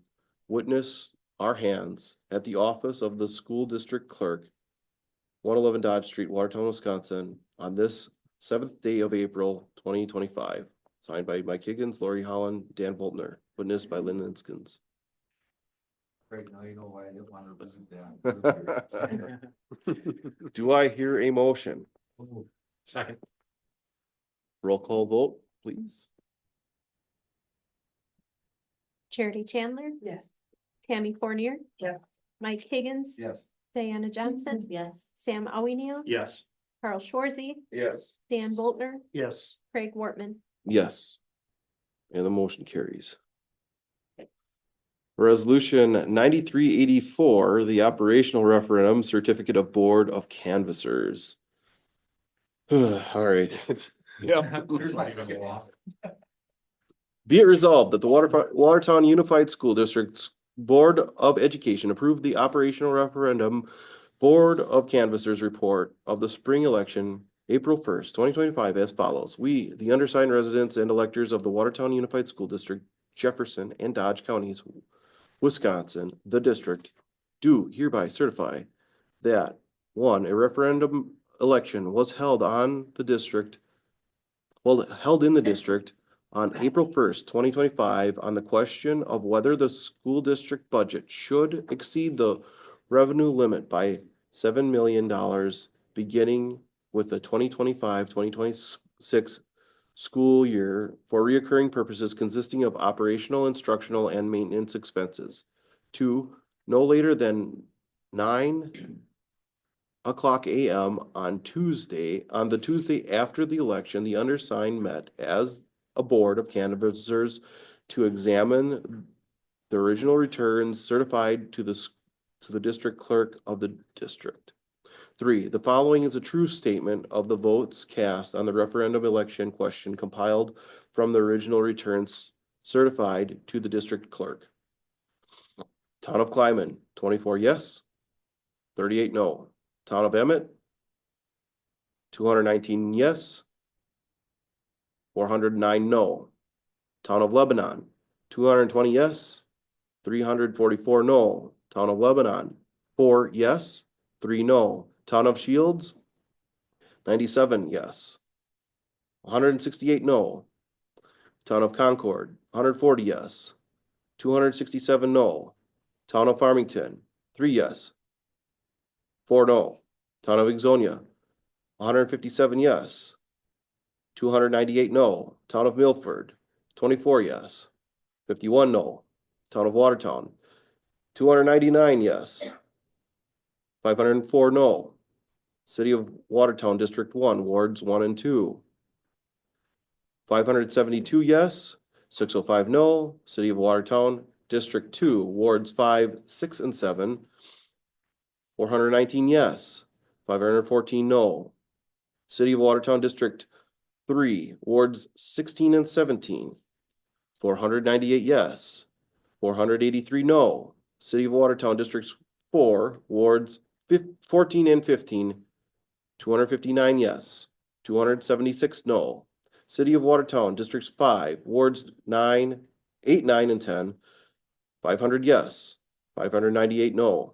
City of Watertown, districts 6, wards 3 and 4, 356 yes, 541 no. City of Watertown, district 7, wards 11, 12, and 13, 296 yes, 410 no. City of Watertown, district 8, wards 20, 21, and 22, 451 yes, 665 no. City of Watertown, district 9, wards 18 and 19, 388 yes, 457 no. Totals 4,926 yes, 6,635 no. Witness our hands at the office of the school district clerk, 111 Dodge Street, Watertown, Wisconsin, on this 7th day of April, 2025. Signed by Mike Higgins, Lori Holland, and Dan Voltner, witnessed by Lynn Linskins. Do I hear a motion? Tonight was great because we were It able has to been motion- establish. moved by Sam and seconded by Mike. Roll call vote, please. Charity Chandler. Yes.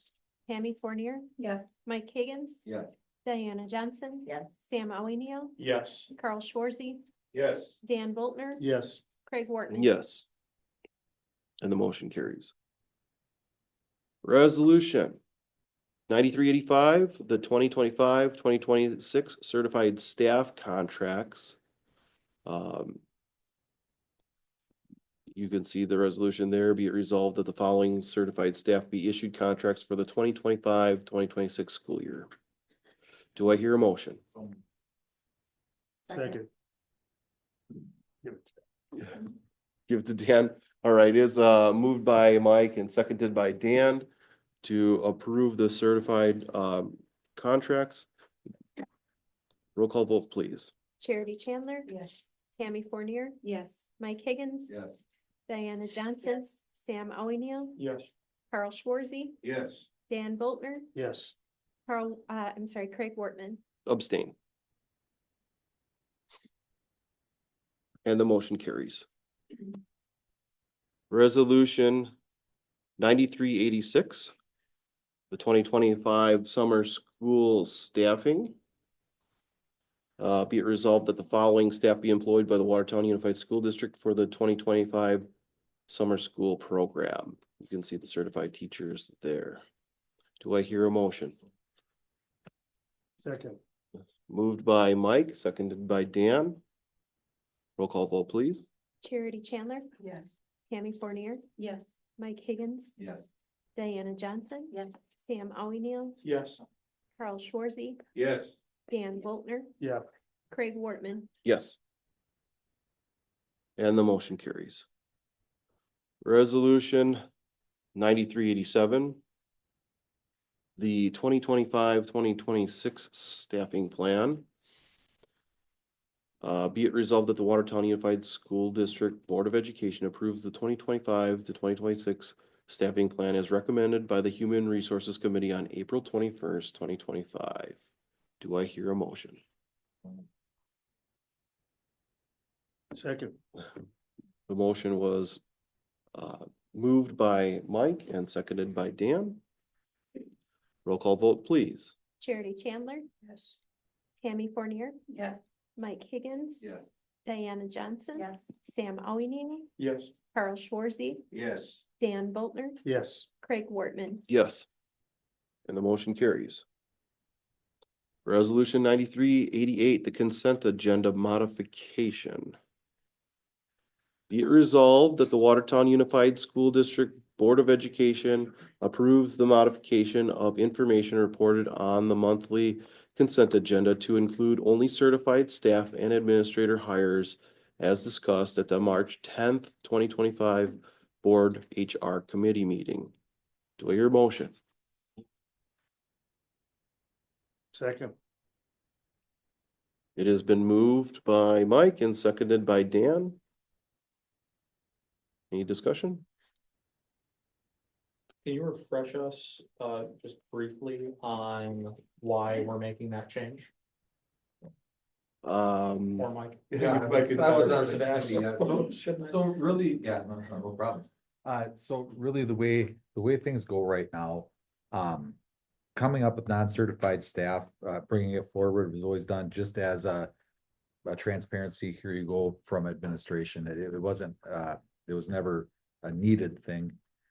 So we just moved to kind of go with certified staff only. Cause that's truly what we were looking for, right? And am I missing anything with that, Jared? I mean, I made it pretty simplified. I didn't go deep. but- State law says that, you have to act on any certified contracts. That's any certified teacher and or administrator. You do not have to act on support staff. Now, you do have budgetary oversight of those, right? And in the past, the board has elected to have those come to them for information only. But in general have approved them along with the consent agenda. So the change would be then that we no longer have that information presented to us as a board. In the format of Yeah. a consent agenda, Yeah. right, that Yeah. is approved at the board. Gotcha. You'll still have that information, most likely it'll go through HR. Okay, you know, gotcha. those kind of things. Any other discussion? Hearing none, roll call vote, please. Charity Chandler, Yes. Tammy Fournier, Yes. Mike Higgins. Yes. Diana Johnson. Yes. Sam Alwiniel, No. Carl Schwarzy, No. Dan Boltner, Yes. Craig Wortman. No. And the motion carries. Resolution 9389. The Wisconsin School Nutrition Purchasing Cooperative Agreement. Be it resolved that the Watertown Unified School District enter into the 2025-2026 Wisconsin School Nutrition Purchasing Cooperative Agreement. Do I hear a motion? Second. It was moved by Mike and seconded by Dan. Any discussion? Sam? Yeah, I had asked at the previous meeting where we discussed bringing in the WIS-NP agreement. I'd asked about the requirement to be involved in CISA in order to be part of this program. Do you guys have any updates on that? I know this was relatively recently, but Yeah, it was, Yes, you don't have to be a member of CISA. CISA can be the fiscal agent for a school district can, and in this case, it's Middleton Hospital Plains School District that is the fiscal agent. So CISA doesn't have any affiliation with Okay. this. gotcha. Thank you. Any other discussion? Hearing none, roll call vote, please. Charity Chandler, Yes. Tammy Fournier. Yes. Mike Higgins. Yes. Diana Johnson. Yes. Sam Alwiniel, Yes. Carl Schwarzy, Yes. Dan Boltner, Yes. Craig Wortman. Yes. And the motion carries. Resolution 9390, renewal of Johnson Controls Fire Protection Services. This was discussed in fiscal. Do I hear a motion? Second. Motion was moved by, it was moved by Mike and seconded by Sam. Any discussion? Hearing none, roll call vote, please. Charity Chandler, Yes. Tammy Fournier, Yes. Mike Higgins, Yes. Diana Johnson. Yes. Sam Alwiniel, Yes. Carl Schwarzy, Yes. Dan Boltner, Yes. Craig Wortman. Yes. And the motion carries. Resolution 9391, seal coat projects. Be it resolved, the Watertown Unified School District enter into the 2020, hold on a second. Be it resolved that the Watertown Unified School District accept the bid from Parking Lot Maintenance LLC for seal coating projects around the district as recommended by the fiscal committee, April 23rd, 2025. Do I hear a motion? So moved. Second. The motion was moved by Sam and seconded by Mike. Any discussion? Hearing none, roll call vote, please. Charity Chandler, Yes. Tammy Fournier, Yes. Mike Higgins, Diana Johnson. Yes. Sam Oeniel, Yes. Carl Schwarzy, Yes. Dan Boltner, Yes. Craig Wortman. Yes, and the motion carries. Resolution 9392, the replacement of freezer and refrigerator at Riverside for Nutrition Services Department. Be it resolved that the Watertown Unified School District purchase a replacement freezer and refrigerator for the kitchen at Riverside Middle School from Belter LLC, not to exceed $65,564.75 per the recommendation of the fiscal committee, April 23rd, 2025. Do I hear a motion? Second. It's been moved by Mike and seconded by Dan. Is there any discussion? Roll call vote, please. Charity Chandler, Yes. Tammy Fournier, Yes. Mike Higgins, Yes. Diana Johnson, Yes. Sam Oeniel, Yes. Carl Schwarzy, Abstain. Dan Boltner, Yes. Craig Wortman. Yes. And the motion carries. Resolution 9393. Elevator door operator replacement. Be it resolved that the Watertown Unified School District approve the proposal from Otis Elevator Company to replace the existing elevator operator at Watertown High School, not to exceed $31,202.24 per the fiscal committee, April 23rd, 2025. Do I hear a motion? Second. Moved by Mike, seconded by Sam. Any discussion? Roll call vote, please. Charity Chandler, Yes. Tammy Fournier, Yes. Mike Higgins, Yes. Diana Johnson, Yes. Sam Oeniel, Yes. Carl Schwarzy, Yes. Dan Boltner, Yes. Craig Wortman. Yes. And the motion carries. This brings us to number 9 on our agenda, a future agenda planning. Future agenda items. Any discussion? Yeah, I wanted to ask if we could get onto a future agenda, discussion about how the recordings of board meetings are posted. I know we currently have them on a YouTube channel, but I don't know if they're unlisted or they're private, but typically people have to reach out and specifically ask for them. I know that a number of other, whether it's city or the city administration or other board districts, they will just have that up for people to access on YouTube. Just publicly accessible for people. I'd like to see a discussion about potentially changing the way that we have that information. Okay. Any other future agenda items? No, I just add that I agree with Sam. That we should discuss it. We will discuss it Oh, what is further. that? I have a future agenda item, that we will be seeking to have a board retreat within the next 2 months. So that it would be a full board meeting, or not a, it'll be a notice of public gathering, I guess it would be. Can I comment on that? Go ahead, Diana. We, for planning, that is already in as an agenda topic at the next meeting to hopefully have in June as a retreat kind of a thing. We're gonna moving to call them workshops as a learning piece, but the get to know me, not waiting until October. So that as an agenda item, looking forward. June may not happen, but at least putting it out there as a starting point of discussion. Let's see if we can bump that up a little earlier. Well, it's already May, so Yeah, within the that's next true. 2 months that fits into your. Yeah, I we don't suppose it meet would be. until May, so we Okay. have to secure people. and Sorry, thank you. Things, so Yeah, thank you. I appreciate it. I have an additional item. Yep. For the future, again, coming from planning, I've mentioned this to Jared in the past, just putting it in the forefront. Is one thing trying to get as a yearly event is having the board's attorney or an attorney come to a. Last year they did it at the full board meeting and just talked about some of the key points for meetings. I don't know if that's something that'll come here, that'll be a discussion, do planning, but also would be coming to a full board. So just kind of be aware. Would that be a planning committee? That is a topic of the agenda, but it would then, it wouldn't, because planning committee is a exclude, you know, it's a smaller group. When we've done it in the past, it's been at the full board level. It's been like a 10-minute presentation, 15-minute presentation. So I don't know. Okay. We'll see from what the discussion Sure. comes to be. Okay, Oh, and one more thing, I'm sorry, Yes. I'll let you write your thing down first. go ahead, go ahead.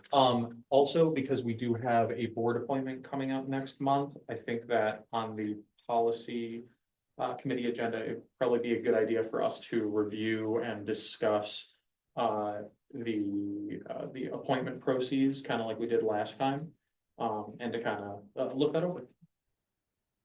Okay. I will make a note of that for the future policy committee chair to take call attention to. All right. I have another one. To have a discussion in closed session regarding the early consideration for renewal or non-renewal of district administration.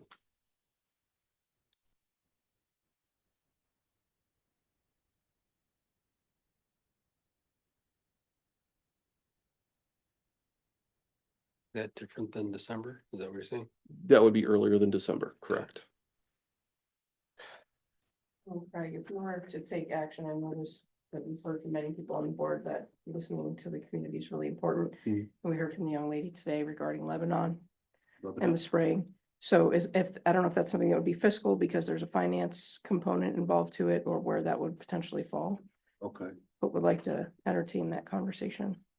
Was there a time that there was a discussion regarding Lebanon? That was, I think it was more than just Lebanon that was a discussion, right? The discussion was herbicides in general. was it herbicides or was it, or was there a greater discussion? Right, weed killer, right, herbicides. It's herbicides? Okay, Lebanon herbicides. So we can certainly look to put that on a fiscal committee coming up, herbicides, pesticides, applications, discussion and all that kind of stuff.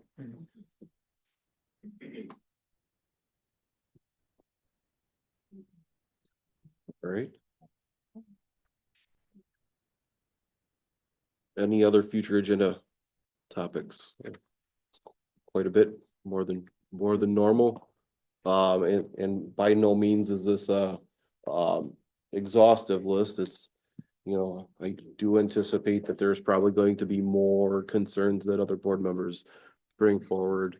And please bring them to Jared and I, and we can find the right home for those particular discussions.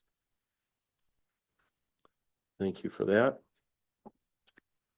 This brings us to our second opportunity for public input. You have anybody?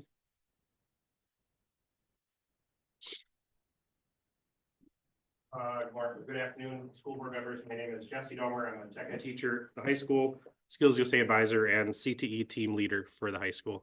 Didn't want to bring these up early because I didn't want them to be contentious. I just got a couple policies that were up for first and second read today for clarifications. Before I get started, I want to give a shout out to the people in the air conditioned lobby out back. Much cooler out there than it is in here. Thanks for hanging out with me. Okay, so first reads 7540-06 if you're looking at it.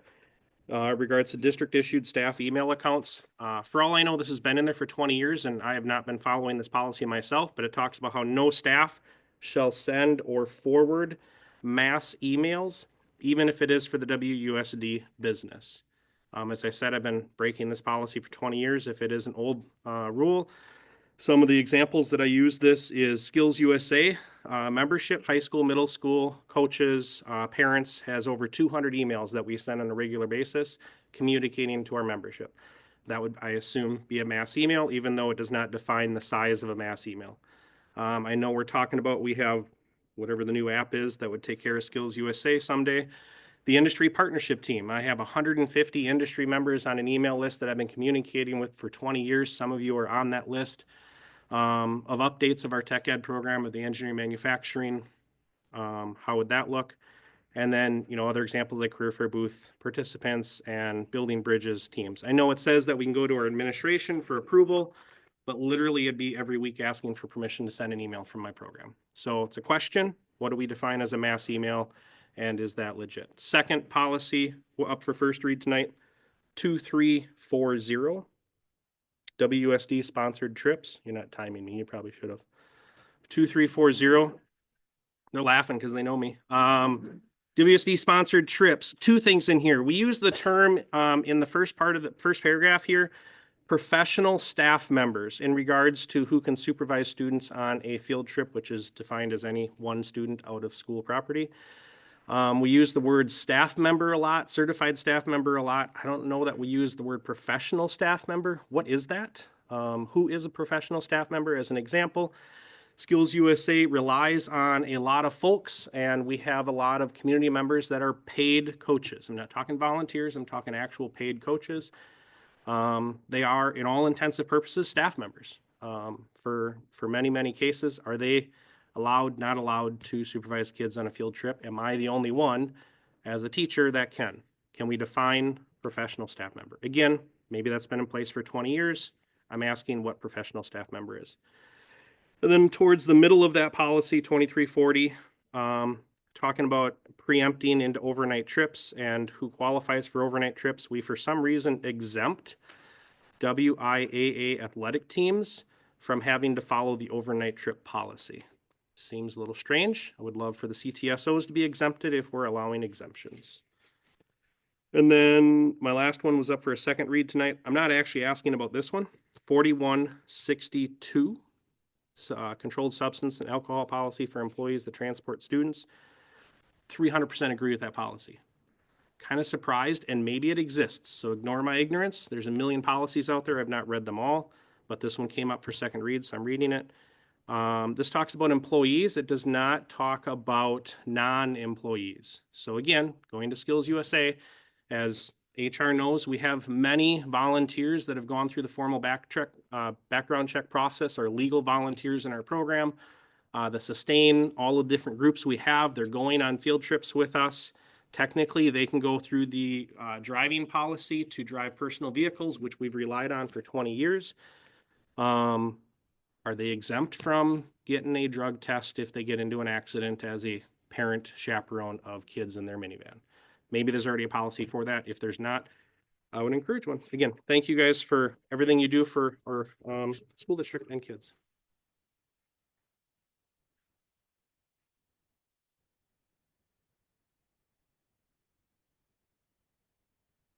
I'm Cedra Fremont, 1222 North Water Street. I just wanted to talk about moving forward with a lot of the policies, positions being cut and possibly programs being cut, because that's our reality. One thing that is kind of hard for me to wrap my mind around is, like tonight we had Cadence come and speak and did a really lovely job about one of our colleagues that is facing non-renewal. And the struggle I have with that is just the lack of knowing who is up for non-renewal and who is going to be renewed, and how that's communicated out, and just the feeling of being left in the dark. I'm on our building team leadership, and to not know that my colleague is up for non-renewal, and not having a chance to have a voice at a table is really hard. And that's why, I put myself on that leadership team. I put myself out there in order to be a part of hard decisions and to be a voice at the table and representation. And I think about when we were talking about closing Lebanon, right? And we put that out there for the public, and parents could come and they could fight for Lebanon, and teachers could come and fight, and we're potentially losing a colleague. And I barely had a chance to know and a chance to fight for her. And is that right for us to not have more representation? We happen to have someone that was able to be astute and know where to find information, know where to find documentation. There's all these students who don't have parents that go digging, that don't have a connected network that lets them know who is up for non-renewal in order to be here and have a voice. She is not just one student. She's going to be the voice of a bunch of students. And I'm not just one teacher. So how can it be that on Monday we found this out? Not even Monday, it was Wednesday. I found that out about my colleague in my building. And I know that there are other positions that either are not being rehired, like it's just being cut, and that has such an impact on our lives. And I struggle, and I think if you can just take that into consideration, I don't know what the process can be, or if there is room for a different way of doing business. But this is a huge struggle, and I feel like there are teachers here and we're trying to be united and trying to support one another, but we're kind of in the dark, and it's really eating away at our morale, and it's hard. And I would just like us to be a part of the conversation and not be kept in the dark to the last minute. Thank you.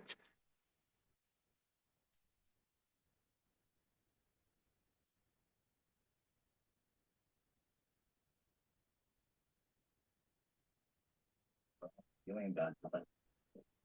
You enjoying the movies. Yeah. That was just, hey, wait.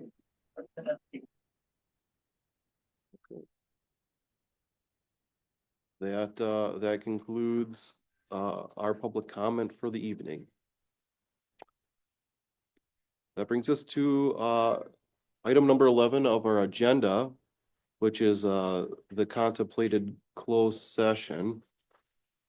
But before we do that, do I hear a motion to take a 5-minute recess? So moved. I'll second that. All right, is moved by Sam and seconded by Tammy for a 5-minute recess. All those in favor signify by saying aye. Aye. Opposed? Motion carries. During the recess, if you would stop by Lynn Linskin, see if she needs a signature from you. She needs a signature from any of you, all officers.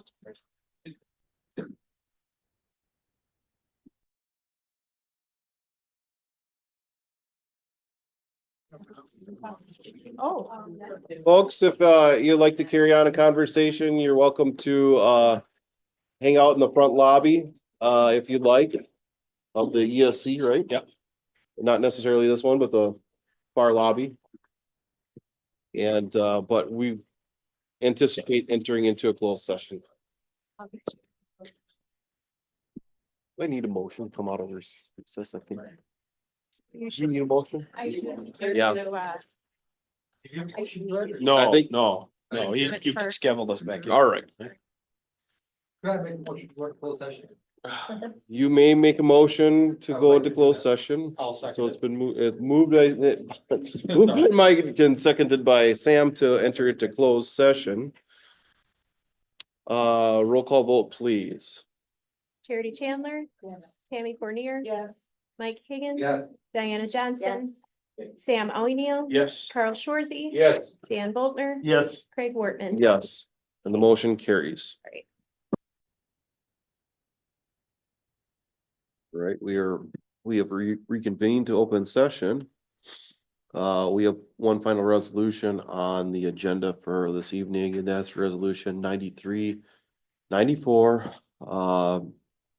That resolution reads, be it resolved that the Watertown Unified School District School Board of Education approve the final notices of non-renewal of the 2 individual teacher contracts as discussed in closed session. Do I hear a motion? Second. It was Sam. moved by Mike and seconded by Sam. That we move forward with this resolution. Roll call vote, please. Charity Chandler. Tammy Fournier, yes. Mike Higgins. Yes. Diana Johnson. Yes. Sam O'Neill. Yes. Carl Swarzy. Yes. Dan Boltner. Yes. Craig Wortman. Yes, and the motion carries. Do I hear a motion to adjourn? Second. It was moved by Mike and seconded by Sam to adjourn. All those in favor? Aye. Opposed? Motion carried.